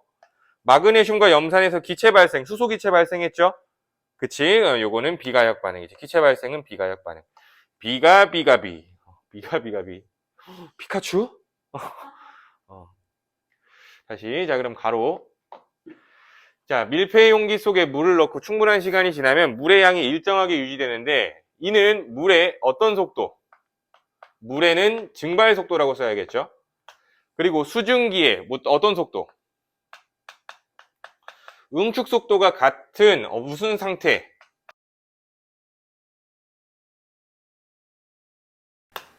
다라고 보시면 되겠죠. 자, 밀폐된 삼각 플라스크 안에서 일어나는 물의 증발과 수증기의 응축 현상을 나타낸 거다. 가와나의 동적 평형에 도달한 상태의 모형을 써보래요. 자, 지금 가를 봤더니 날아가는 게 3마리고 들어오는 게 1마리죠. 증발 속도가 더 빠른 때예요. 물은 줄어들고 있을 거야. 근데 나에서 보니까 날아가는 게 3마리인데 들어오는 것도 3마리죠. 그쵸? 그럼 물의 양은 변화가 있어, 없어? 없어. 증발이 일어나, 안 일어나? 일어나고 있죠. 응축도 일어나, 안 일어나? 일어나고 있죠. 근데 왜 안 변해요? 똑같이 일어나니까. 그래서 정답은 나가 되겠죠. 중요 포인트는 뭐야? 아무것도 안 하는 것처럼이라는 게 중요 포인트인 거야. 처럼. 알겠어? 실제로는 하고 있다. 겉으로 봐서만 우리가 안 보이는 거야. 아시겠어요? 자, 5번입니다. 자, 그림과 같이 일정량의 물이 담긴 비커에 설탕을 계속 넣으면 설탕이 녹다가 어느 순간부터 녹지 않고 가라앉는다.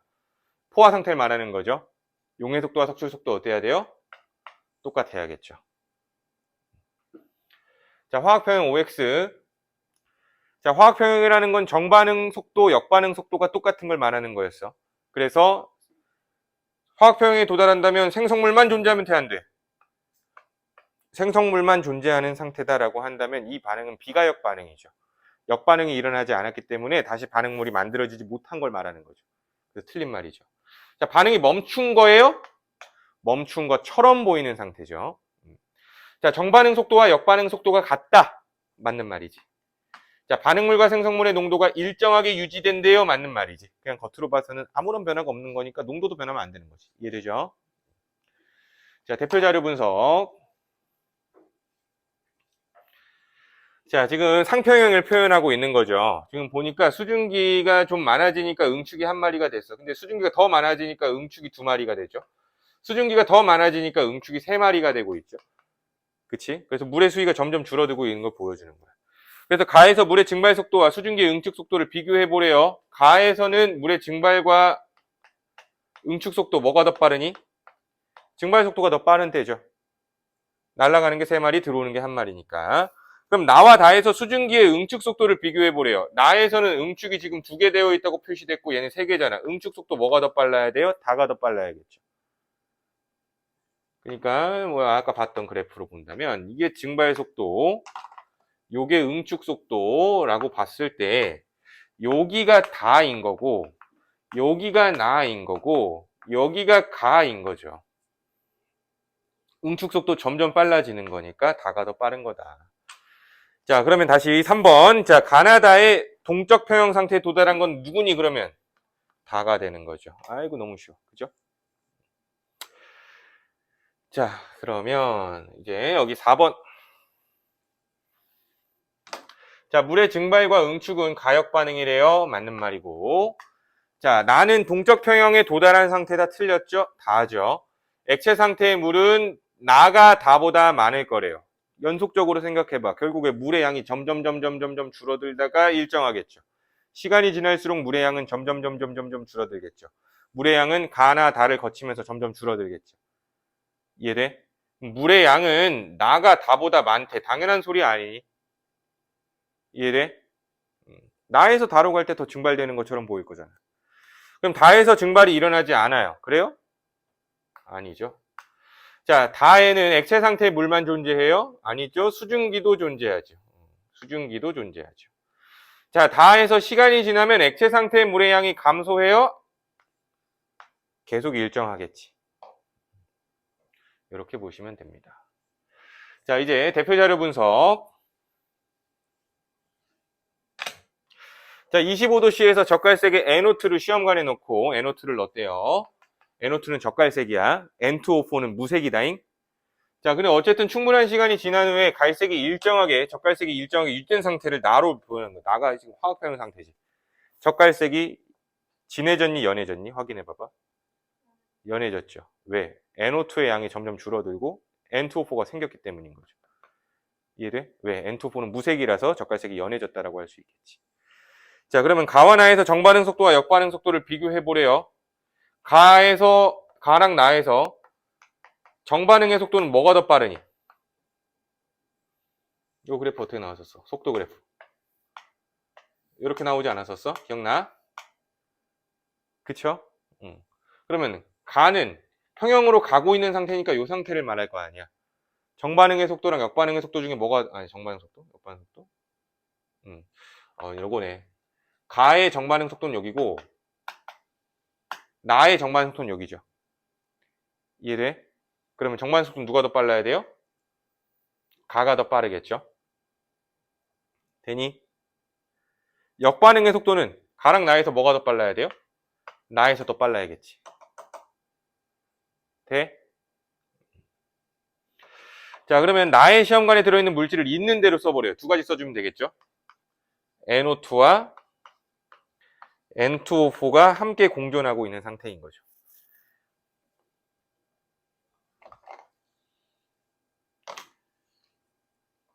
자, OX. N2O4의 생성과 분해는 가역 반응이 맞죠. 가에선 정반응만 일어난다. 가에서는 아니죠. X죠. 잠깐만. 가가 뭔데? 시험관에 넣고 밀폐시킨 초기의 상태. 가와 충분한 시간이 지난 후 X. 자, 나에서 역반응이 일어난대요. 일어나야죠. 평형 상태니까. 자, 그리고 일어나자. 그치, X죠. 자, 나에서 NO2와 N2O4의 농도는 일정하게 유지된대요. 평형이니까 맞는 말이고. 나에서 시험관 속의 기체의 압력은 일정하게 유지된대. 기체의 압력이라는 거는 기체 분자수에 비례하죠. 근데 분자수 변해 안 변해? 안 변하겠죠. 그치, 일정하게 유지되는 게 맞겠네. 오케이.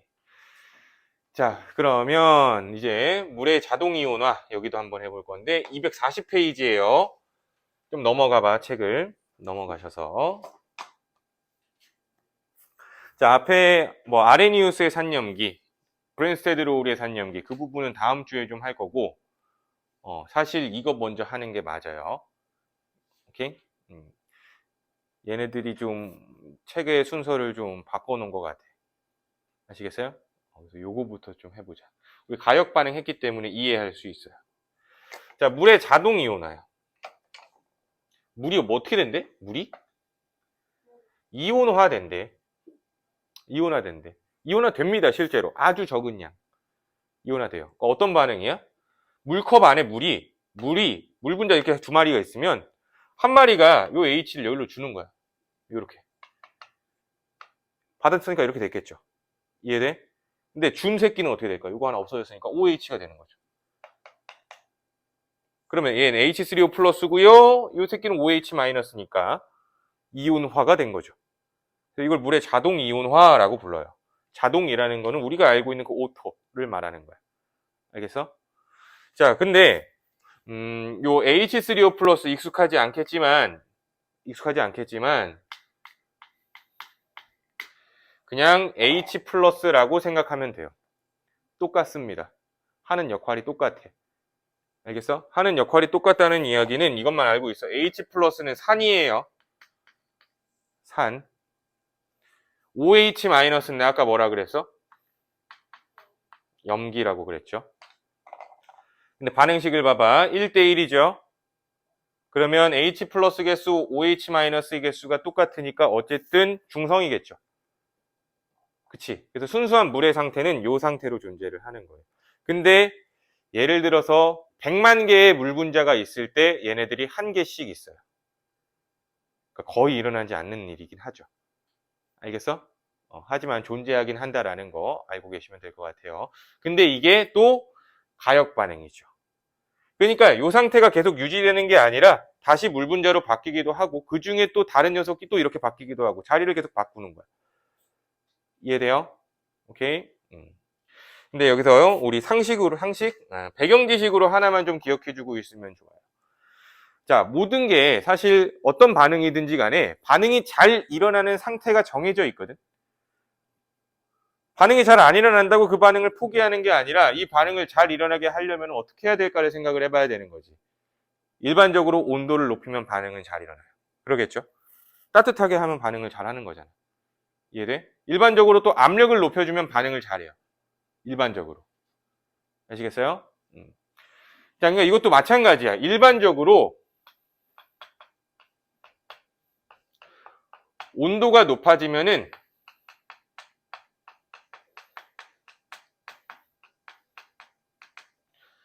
정반응이 잘 일어나요.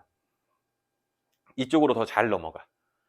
그러니까 온도가 높아지게 되면은 아까 내가 얘기한 100만 개의 물 중에 얘들이 하나씩 있을 거라고. 그치?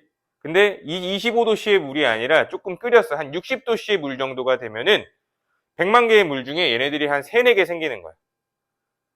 이해돼? 이쪽으로 반응이 좀 더 잘 일어난다는 얘기죠. 아시겠어요? 온도에 따라서 조금 달라진다라는 거 상식으로 알고 계시면 될 것 같아요.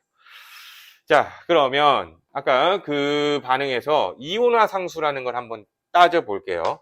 이온화 상수라는 게 사실은 화학 2에 나오거든. 고등학교 3학년 과목에. 어려운 내용이 아니야. 어려운 내용이 아니기 때문에 소개를 하는 겁니다. 자, 이온화 상수는 이온화 상수? 왜 이온화 상수라고 썼어? 잘못 썼네. 쏘리. 내가 지금 이야기할 건 평형상수야. 평형상수. 오타 났네요. 자, 평형상수 K의 의미는 어떤 거냐면 예를 들어 이렇게 한번 해봅시다. 다시. A랑 B가 반응해서 C랑 D가 되는 건데 현재 이 반응이 평형 상태에 있대요. A, B, C, D가 모두 공존하는 상태가 되겠죠. 이해돼? 이 반응이 일어나는 곳에 여기 평형 상태래. 이 상태가. 여기에 A도 있을 거고 B도 있을 거고 C도 있을 거고 D도 있겠지. 그쵸? 근데 이 평형 상태에서 뭘 조사를 하는 거냐면 A 농도 곱하기 B 농도, C 농도 곱하기 D 농도를 조사하는 거야. 개수가 다 1이기 때문에 그냥 이렇게만 조사하면 돼. 개수가 만약에 21, 21 뭐 이렇게 된다면은 여기 제곱 1, 제곱 1이 붙으면 돼요. 그건 나중에 화학 2에서 원리를 배우시면 되겠죠. 근데 우린 그것까지는 필요 없으니까 그냥 이렇게 하는 거야. 자, 이걸 조사할 거래. 평형 상태에서 A, B, C, D가 모두 함께 있는데 거기에서 A만의 농도, B만의 농도, C만의 농도, D만의 농도를 이렇게 조사를 해서 A, B끼리 곱하고 C, D끼리 곱해서 뭔가 K라는 상수를 얻었대. 오케이? 그럼 이 K라는 상수 우리가 어떻게 해석할 수 있을까? 잘 한번 생각해 봐봐. 아, 이걸 내가 조사를 해서 계산을 해보니까 K 값이 졸라게 작아요. K 값 졸라게 작아. 이거 어떻게 해석할까? 어떤 정보를 담고 있는 거야? K가 작다는 건? K가 작대. 이게 크단 얘기죠. 이게 작단 얘기죠. 평형에 도달했는데 이게 많고 이게 적다는 거야. 이 반응은 K가 작을 경우에 정반응이 우세한 반응이라는 걸까? 역반응이 우세한 반응이라는 걸까? 역반응이 우세한 반응이라는 거지. 왜? 평형에 도달을 했는데 A, B는 여전히 많대. C, D는 별로 없대. 그럼 이 반응이 일로 잘 넘어가 못 넘어가?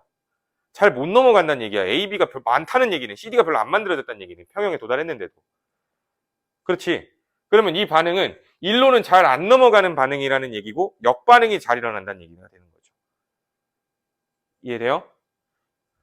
근데 만약에 이걸 조사를 했는데 반대로 K값이 졸라 크게 나왔어. A, B는 별로 없는데 C, D가 졸라 많대요. 그럼 이 반응은 잘 일어나는 반응을 말하는 거죠.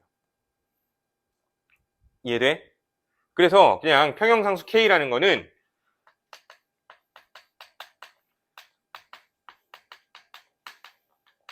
반응의 방향을 유추할 수 있는 상수라고 생각하면 돼. 그냥 반응의 방향을 유추할 수 있는 상수다. 어떤 반응에 K 값이 크다? 무슨 뜻이야? 아, 이 반응은 정반응이 우세하게 일어나는 반응이구나. 어떤 K 값이 작다? 이 반응은 역반응이 우세한 반응이구나. 라고 생각하면 된다는 거야. 그래서 반응마다 이 K 값은 이미 다 조사가 돼 있어. 문헌 값이야. 우리가 실험으로도 구할 수는 있겠지만 다 조사를 해놨어. 알겠어? 그래서 이 반응에 해당 온도에 따른 평형상수 값을 보면은 이 반응이 어디에서 잘 일어났는지를 확인할 수 있어요. 되니? 그래서 평형상수라는 건 반응물의 농도 곱분의 생성물의 농도 곱이다 라고 생각해 주면 되는 겁니다. 아시겠죠? 반응물의 농도 곱분의 생성물의 농도 곱. 자, 그런데 이거를 아까 우리 봤던 반응식이 있었죠? 물이랑 물이 반응해서 H3O 플러스 OH 마이너스 되는 반응을 한번 생각해 봅시다. 요 반응을 한번 생각해 봅시다. 표현상수값 한번 써볼까? K. 반응물의 농도곱분의 생성물의 농도곱이죠. 그대로 넣으면 돼. 물,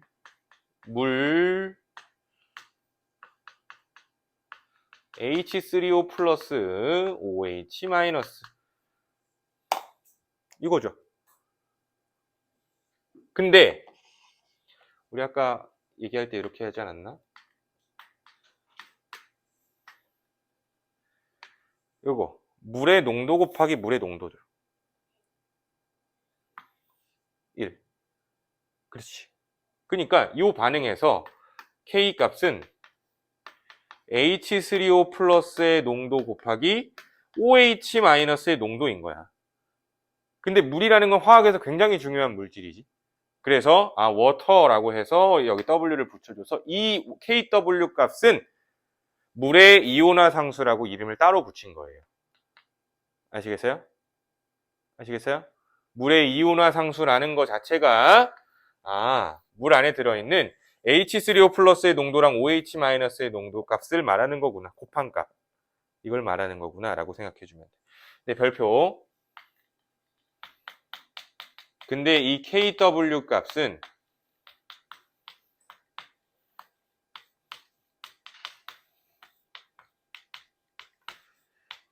온도에만 의존해요. 즉 온도가 변하면 KW 값도 변해요. 근데 온도가 일정해. 온도가 변하지 않았어. KW 값은 항상 똑같은 거야. 알겠어? KW 값은 변한다, 안 변한다? 안 변한다. 온도가 변하지 않는 이상 안 변해요. 무조건이야. 알겠어? 왜? 이거 평형상수잖아. 어디에서 시작하든지 간에 평형에 도달했을 때 농도의 비율은 같다라고 했어, 지네가. 이해돼? 뭐 언제만. 온도가 달라졌을 때만 빼고. 기억나요? KW 값은 온도에만 의존한다. 이게 평형상수의 특징이에요. 됐죠? 그래서 책 쪽날개에 나와 있는 거 하나 갖고 왔는데 우리가 기억해야 되는 거는 뭐만 기억하면 되냐면 25도씨에서의 평형상수 값이 10의 마이너스 14예요. 굉장히 작죠. 10의 마이너스 14래. 굉장히 작은 거죠. 그리고 작다라는 거 어떻게 해석할 거야? 물의 자동이온화 반응이 잘 일어나는 반응은 아니구나가 되는 거죠. 이해돼요? KW 값이 H3O 플러스 OH 마이너스 곱이다. 그럼 봐봐. 온도가 점점 높아져 60도 한번 봐볼까? 1 곱하기 10의 마이너스 14였는데 60도가 되니까 9.61 곱하기 10의 마이너스 14에 커졌죠. 그치? 9배 정도 커졌죠. 커졌다는 얘기는 무슨 뜻이야? 많아졌다. 뭐가? H 플러스랑 OH 마이너스가 좀 많아진 편이다. 근데 하지만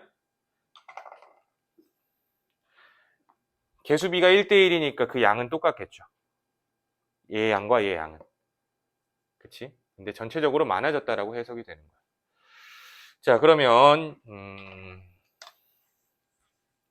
저 KW 값을 좀 더 풀어봅시다. 그럼 순수한 25도씨의 물에서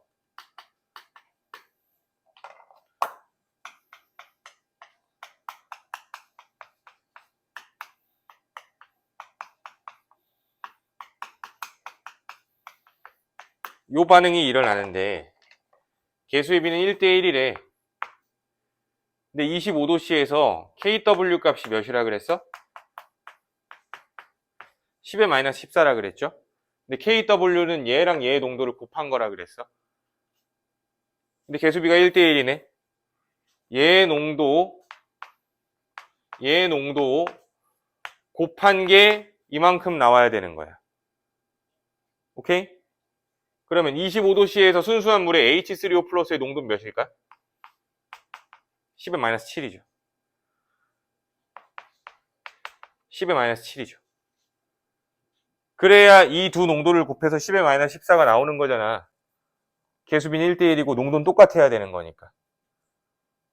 무슨 말인지 이해돼?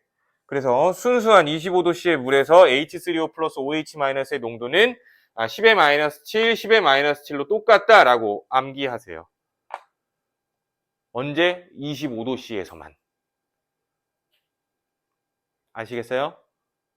25도씨에서만. 되니? 자, 그러니까 또 하나 이것도 한번 얘기해보자. 25도씨에서만 숫자가 좀 깔끔하고 나머지는 숫자가 개 더럽죠. 다른 온도에서 문제 나올까 안 나올까? 안 나와요. 다른 온도에서 문제 내려면 시험 볼 때 공학용 계산기 가지고 오세요 해야 돼요. 공학용 계산기 가지고 오세요. 알겠어? 근데 그렇게 안 할 거잖아. 그러니까 이렇게 25도씨에서밖에 문제가 안 나와. 그러니까 잘 기억해. 외우기만 하면 된다고 여기는. H3O 플러스의 농도는 10의 마이너스 7이다. OH-의 농도도 10의 마이너스 7이다. 이해돼? 자, 그래서 수용액의 액성을 한번 보자. 자, KW 값은 변한다, 안 변한다? 안 변한다 그래서 잘 봐봐.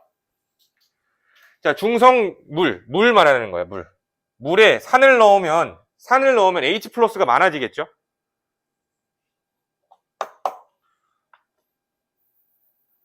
산의 경우에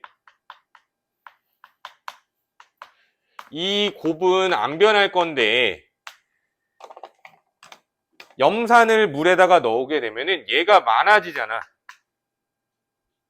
근데 이 곱은 안 변해야 된다며.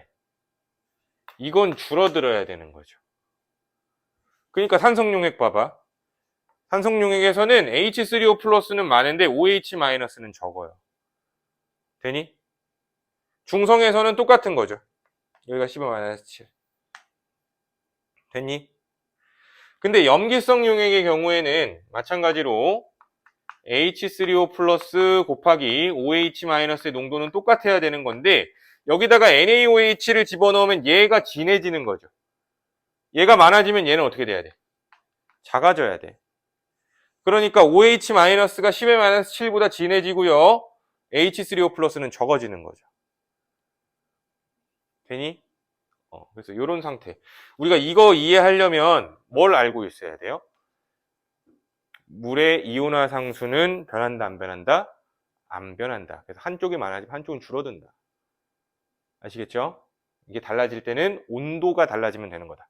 근데 온도 달라지는 건 문제에 안 나온다. 아시겠어요? 그렇게 보시면 되고. 자, 그러면 이거를 pH라는 걸로 한번 바꿔볼 거야.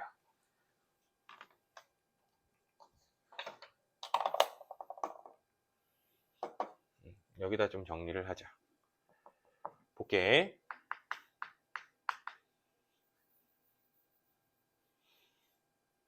별표. 요건 써라, 얘들아.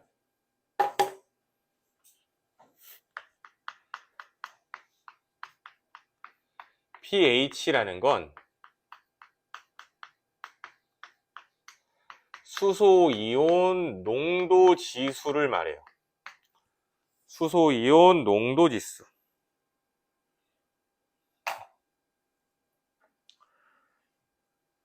봐봐. 25도씨에 물은 H3O 플러스 OH-의 농도가 10의 마이너스 7승 몰 농도, OH-도 10의 마이너스 7승 몰 농도야. 근데 이 숫자의 의미는 거의 없는 거죠. 0.0000001이니까. 그래서 이 의미 없는 숫자가 짜증나서 우리 이걸 정수로 바꾸려고 해. 과학자들이 그렇게 바꿨어. 좀 실용적인 걸 좋아하니까. 그래서 이 지수를 정수로 바꿔주기 위해서 로그 배웠니? 오케이, 됐어. 그러면 자, 얘를 로그 붙여주게 되면은 밑이 10이에요. 마이너스 7이 되는 거죠. 음수 좋아, 싫어? 싫어요. 과학에서 음수 졸라 싫어. 그럼 마이너스 붙이는 거지. 이런 수학적 장치를 이용한 거야. 마이너스 로그에 대한 의미가 뭐 중요한 건 아니야. 그냥 이 의미 없는 10의 마이너스 7이라는 걸 정수로 끌고 오기 위해서 쓴 겁니다. 그럼 정수로 끌고 와 보면은 이게 7이 돼버리죠. 얘도 마찬가지야. 마이너스 로그 값 붙여요. 그러면 어떻게 돼요? 또 7이 돼버리죠. 각각의 의미가 뭐냐면 마이너스 로그 10의 마이너스 7이죠. 이게 마이너스 로그의 수소이온의 농도, 이게 수소이온이라 그랬지 그냥. 이걸 마이너스 로그 값이 P인 거고 요게 수소니까 pH라고 쓴 거야. 알겠어? 그래서 순수한 물은 pH가 몇이에요? 7이라고 쓰는 거죠. 순수한 물은 마이너스 로그 OH 마이너스의 농도, 이걸 뭐라고 쓸까? 이건 POH라고 쓰는 거예요. POH라는 게 마이너스 로그 OH 마이너스의 농도예요. P가 마이너스 로그라고 보면 돼. 알겠어? 그럼 POH는 몇이에요? 7이죠. 순수한 물은. 그러니까 똑같은 거야. H3O 플러스 곱하기 OH 마이너스의 농도는 10의 마이너스 14죠. 곱하기는. 농도의 곱은 10의 마이너스 14야. 근데 어떤 용액에 pH와 POH를 더한 값은 항상 몇이 나와야 돼요? 14가 나와야 되는 거야. 결국 얘가 10의 마이너스 14, 요 pH와 POH 합이 14라는 거는 똑같은 말이에요. 정수로 바꿨냐 안 바꿨냐 그 차이인 거지. 이해돼? 오케이? 어떤 용액이든지 간에 25도씨에서 pH와 POH 합은 항상 몇이 돼야 된다? 14가 돼야 된다. 오케이? 그래서 pH가 7보다 작으면 산성인 거고 pH가 7보다 크면 염기성이라고 하는 거야. 왠지 한번 봐봐.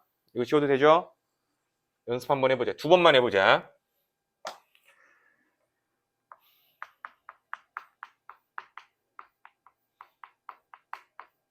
HCl은 산이죠.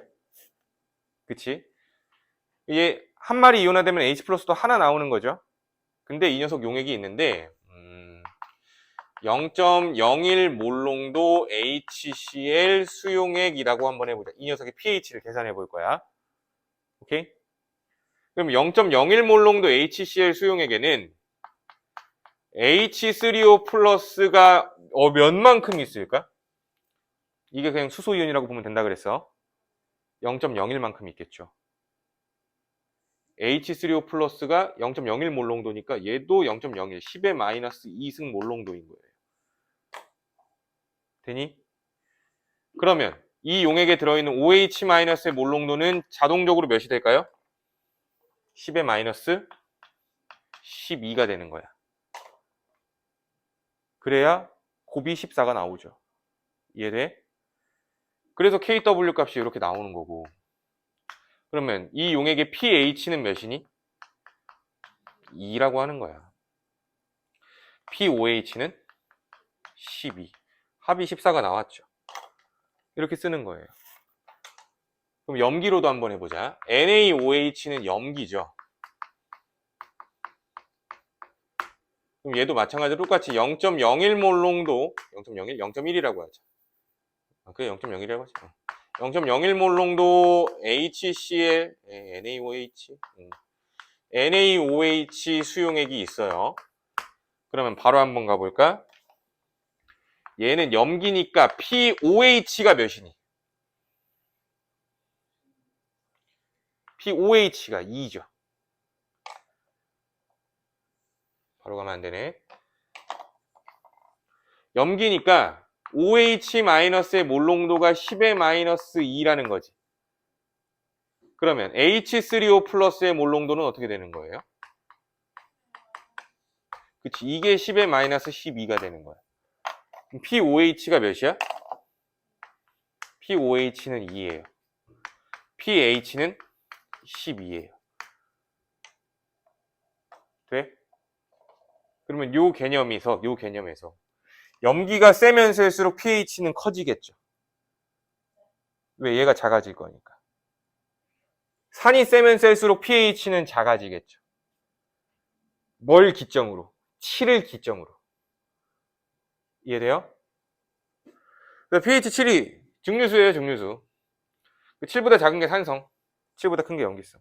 근데 이렇게 표현하는 거는 온도가 언제? 25도씨일 때. 중요한 거야. 왠지 이해해 볼까? 따뜻한 물의 pH는 7일까요? 7보다 클까 작을까? 작죠. 그치? 따뜻한 물이라고 하면 H3O 플러스의 양이 많아지잖아. 그만큼 OH 마이너스 양도 많아진 거죠. 근데 그 양이 똑같겠죠. 그럼 H3O 플러스의 농도가 진해지는 거죠. 그치? 얘가 커진다는 얘기는 뭐 물이라고 하면 10-7보다 크다는 얘기죠. 그럼 예를 들어 10-6이라고 한번 해볼까? 10-6, 10-6이 됐어. 물은. 따뜻한 물이. 그러면 그 따뜻한 물의 pH는 몇이야? 6이야. pOH는 6이야. 그 온도에서 pH와 pOH 합은 12가 되는 거지. 이해돼? 뭐 예를 들어 가정해 보긴 한 거지만. 알겠어? 그러니까 pH 7이 중성이다라는 게 절대적인 값이야? 아니, 25도씨일 때만이에요. 따뜻한 물의 pH는 7보다 작아져요. 찬물의 pH는 7보다 커져요. 근데 따뜻한 물이라고 해서 7보다 작다라고 해서 그걸 산성이라고 해석하면 돼, 안 돼? 안 돼요. 그거 중성이에요. 그 온도에서. 그 온도에서는 그게 중성이에요. 찬물이라고 해서 pH가 7보다 크다라고 해서 그걸 염기성이라고 해석하면 돼, 안 돼? 안 돼요. 그 온도에선 그 pH가 중성인 거야. 아시겠어요? 어쨌든 pH 7이 나온 건 25도씨에서만 되는 거다라고 얘기를 해주시면 될 것 같아요. 자, 그러면 요 pH 확인하는 거 지시약, 산인가 염기인가 확인하는 거 지시약은 암기해 주시면 됩니다. 산이라는 거는 리트머스 종이를 갖다 대면 빨갛게 변해요. 염기를 갖다 대면 파랗게 변해요. 푸른색이 빨간색으로, 빨간색이 푸른색으로. 이렇게 외우니까 헷갈린 거야. 결과만 외워. 알겠어? 결과만 리트머스는 빨간색 아닌 파란색이야. 알겠어? 오케이? 그래서 산성에 리트머스 되면은 붉은색, 염기성에는 파란색. 자, 페노프탈레인은 무무빨 순서대로 외워주시고요. 무무빨. 메틸오렌지는 빨노노라고 외워주세요. 빨노노. 그래서 페노프탈레인은 염기성에서만 빨간색이구나. 메틸오렌지는 산성에서만 빨간색이구나. 이렇게 기억하면 되겠죠.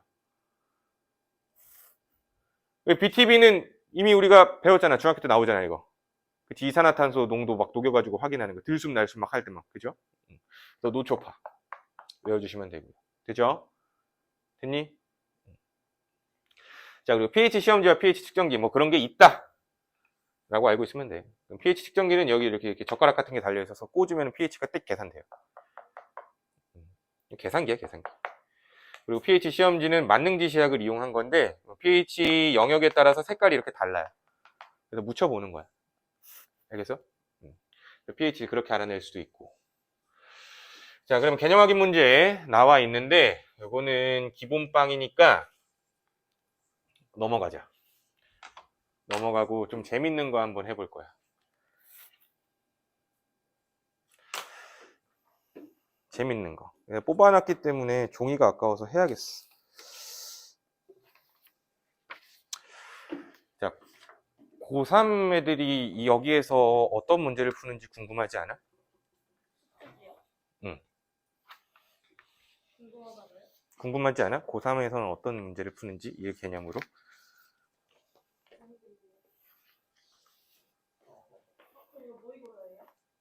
그냥 수능 특강? EBS 수능 특강. 아니야. 내가 풀 거야. 걱정하지 마. 내가 풀 거야. 뭐 이렇게 좀 주자마자 쫄아가지고 읽어보지도 않았으면서. 쉬워서 그래. 좀 골라서 한번 몇 가지 한번 해결을 해보자, 우리가. 자, 1번 뭐겠어? 가역 반응이다. 맞죠? 역반응의 반응물은 NO와 Br2다. 역반응의 반응물은 NO와 Br2다. 맞죠? 정반응이 진행되면 기체 분자수는 증가할 거래요. 정반응이 진행된다는 얘기는 두 마리가 세 마리가 된다는 거죠. 기체 분자수는 증가한다. 맞죠? 이렇게 하는 거야. 그러면 사실은 뭐 가역 반응 이런 건 쉬우니까 넘어가고 몇 번을 해볼까?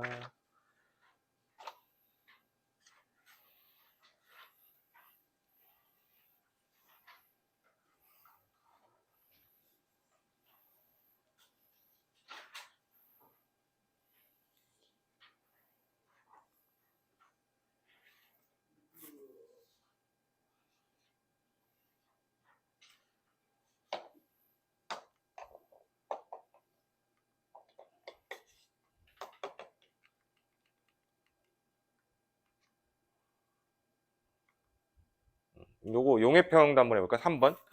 3점짜리에서.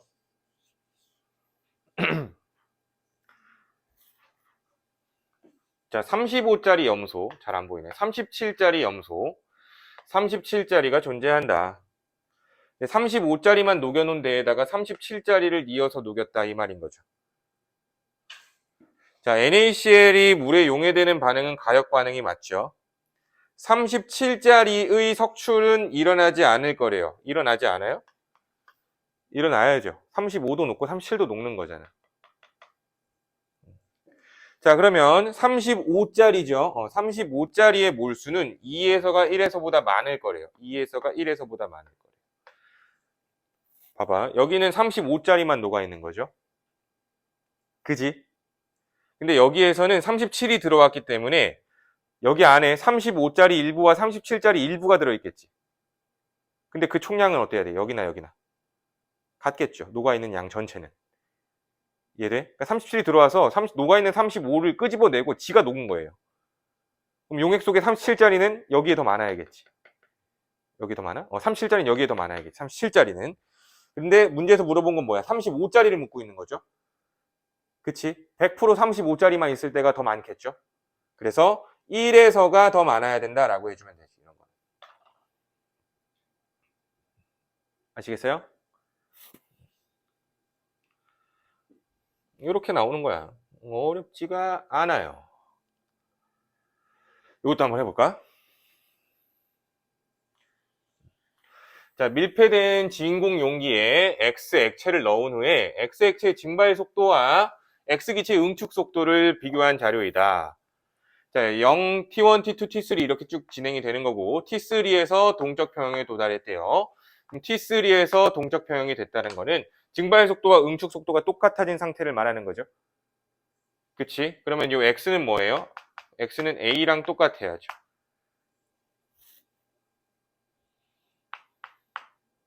근데 응축 속도는 점점 빨라지고 증발 속도는 일정한 거죠. 이해돼? 그러면 응축 속도는 점점 빨라지는 거죠. 되니? 그러면 C가 B보다 클 거래요. C는 B보다 크다 맞죠? X는 A다 맞죠? X 기체의 몰수는 T3일 때가 T2일 때보다 많을 거래요. T2랑 T3 뭐가 더 증발이 더 일어난 상황이야? T3일 때죠. 그러면 기체의 양은 T2일 때보다 크대요. 맞는 말이죠. 되니? 요런 거.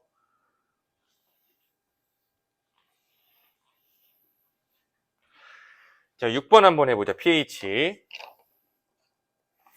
25도씨이고요. 물의 이온화 상수는 이만큼이다. 알려줬어요. 자, A 곱하기 B 값을 한번 찾아내보자 라고 얘기하고 있네요. 잘 봐봐.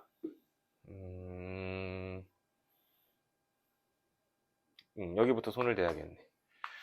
자, 나라는 용액을 보니까 200ml의 OH 몰수가 0.0이죠. 200ml라는 거는 0.2리터고, 그치? 그런데 0.02몰이 있대요.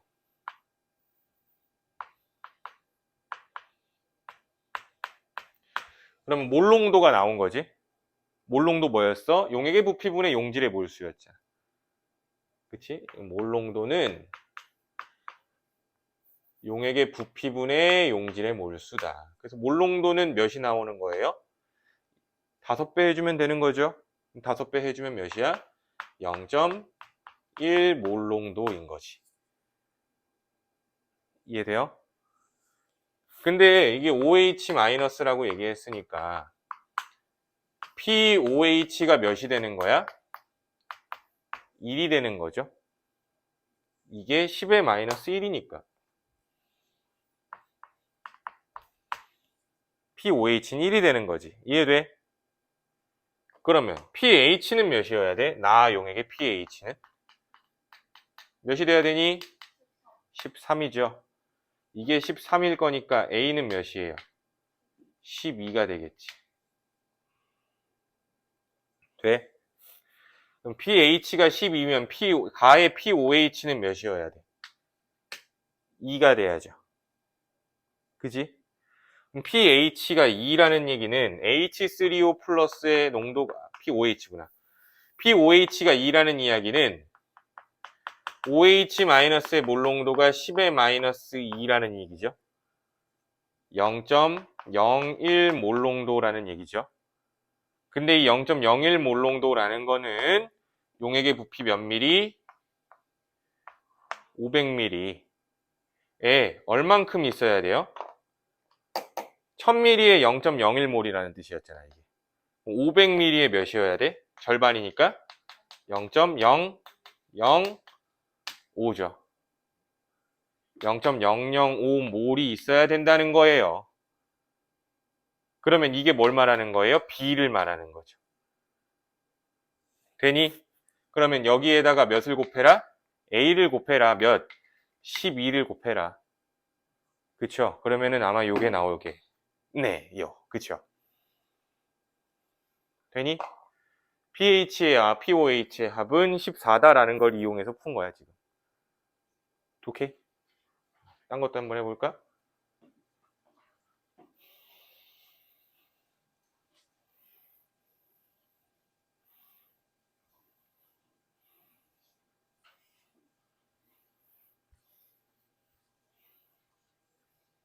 요거 한번 해볼까? 9번. 9번, 10번을 한번 해볼까? 이게 마지막 문제지, 9번, 10번. 자, 9번. 세 가지 용액이래요. 근데 pH랑 pOH의 비율을 줬는데 pH분의 pOH가 3분의 8A, 2A, 5A예요. 요 A라는 건 수학에서 이야기하는 장치로는 비례상수죠, 이런 게. 그치? 실제 값을 표현하고 있는 게 아니니까. 상대량을 표현한 거니까. 예를 들어 K 같은 숫자를 준 거야, 상수. 알겠어? 근데 문제에서 보니까 나가 뭐래요? 나는 이 새끼 중성이라네.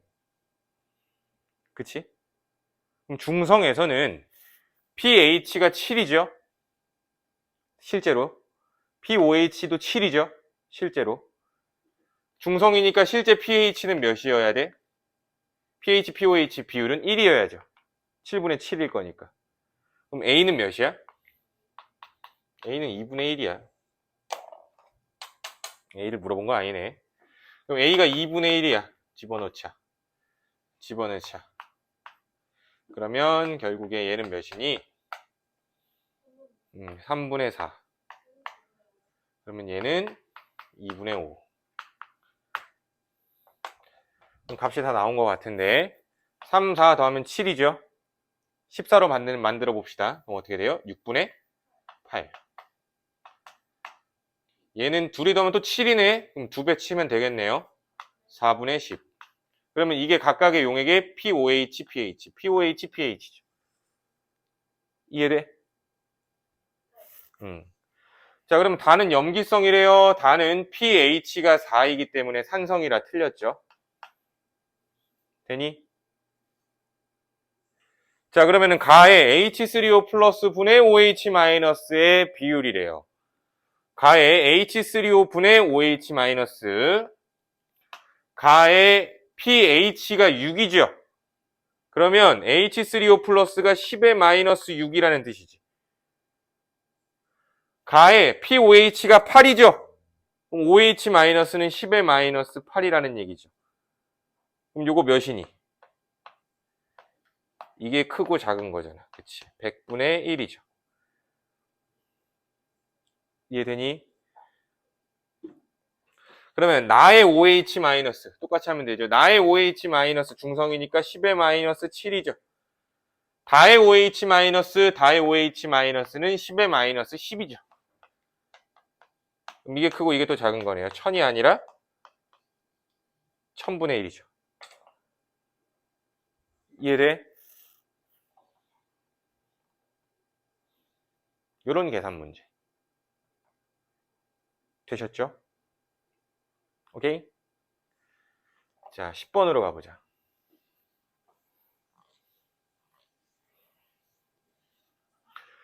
자, 25도씨에서 수용의 가나다에 대한 자료다. 근데 가에서 POH분의 pH는 6이다 라고 하고 있어. POH 쓰지 말자. 그럼 이게 6이 나온다는 얘기는 pH랑 POH의 합이 몇이야? 14죠. 14라는 걸 성립하면서 얘분의 얘가 6이 될 수 있는 거는 몇 분의 몇 밖에 없어요? 2분의 12밖에 없지 않니? 분모와 분자를 더해서는 14가 나와야 되는데 분모와 분자의 분수를 계산하면 6이라는 값이 나와야 된다면 2분의 12 값밖에 없죠. 이해돼? 그러면 가야 NaOH니까 OH 기준으로 한번 해보자. 가의 POH가 몇이다? 2이다가 된 거네. 이해돼? POH가 2라는 거는 OH-의 몰농도가 10의 마이너스 2승 몰농도란 얘기죠. 그래 안 그래? 그럼 10의 마이너스 2승 몰농도다.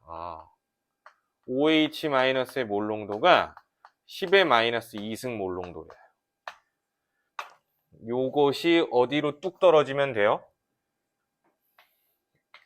A로 가면 되죠. 그치? A는 0.01 몰농도를 말하는 거야. 자, 두 번째 조건. 나와 다를 혼합한 용액의 pH는 가의 pOH와 같을 거래요. 자, 일단 혼합을 한번 표현을 해보자. 혼합. 나와 다를 혼합을 했대요. 용액의 부피가 몇 mm일까요? 혼합하면? 75mm죠. 그치? 그러면 혼합했으니까 나에 있는 HCl의 몰수, 다에 있는 HCl의 몰수가 이제 한 방에 같이 있게 되는 거죠. 그럼 여기 몰수 더해서 쓰면 되겠네. 그게 몰농도가 될 거니까. 여기 몰수 어떻게 표현할 수 있어? 25B죠. 몰농도라는 거는 부피분의 몰수라고 했으니까 몰수라는 거는 몰농도에다가 부피 곱한 값이라고 하면 되지. 이해돼? 25분의 B. 여기 곱하면은 더하기 4분의 50B. 이렇게 되는 거지. 근데 요게 이제 몰농도인 거죠. 되니? 오케이? 지금 뭐 한 거야? 나와 다를 혼합한 용액을 만들어 본 거야. 이 녀석의 농도를 구해 본 거죠. 근데 그거는 뭐랑 똑같대? 가의 pOH와 같을 거래요. 가의 pOH는 몇이라 그랬어? 2라 그랬죠. 그러면 농도로 따진다면 그게 0.01 몰농도인 거죠. 이해돼요? 근데 이거 그대로 몰농도 값 살려서 쓰면 될까 안 될까? 안 돼요. 왜 안 돼? 밀리리터잖아. 그치? 밀리리터잖아. 밀리리터니까 값을 어떻게 써줘야 될까? 1000을 곱해줘서 써야겠죠. 반대로. 그러니까 얘를 1000을 나눠서 써준다라기보다는 나눠진 값에 0.01 몰농도가 나눠진 값이죠. 이해돼? 다시 써게. 이렇게 해석하는 거야. 요거는 분모가 아직 1000으로 안 나뉘어진 걸 말하는 거죠. 1000분의 75가 해야 그 리터가 되는 거잖아. 근데 그렇게 해서 계산해서 나온 값이 이거지. 되니? 그럼 반대로 여기에다가 1000을 곱해주면 등식이 성립되는 거 아니야? 뭔 말인지 이해돼? 그래야 숫자 계산하기 편할 거 아니야. 0.0000 막 이렇게 안 하고. 되니? 그러니까 여기 뭐라고 할 거야, 난 이거. 10이라고 할 거야. 이해돼요? 그래서 B 몇 나왔다고? 20이 나와? 그러면 여기 나와 있는 B20도 몰농도죠. 그럼 다시 이걸 뭘로 나눠요? 1000으로 나눠줘야 실제 몰농도 값이 나오는 거지. 그치. 0.0002. 0.02죠. 0.02. 0이 몰농도 이렇게 되는 거죠. 무슨 말인지 이해돼? 그러면 다 구한 것 같네. A분의 B는 2래요. A가 0.01이었고 B가 0.02네요. 2 맞네요. 족밥이죠. 사실 계산만 어려운 거죠.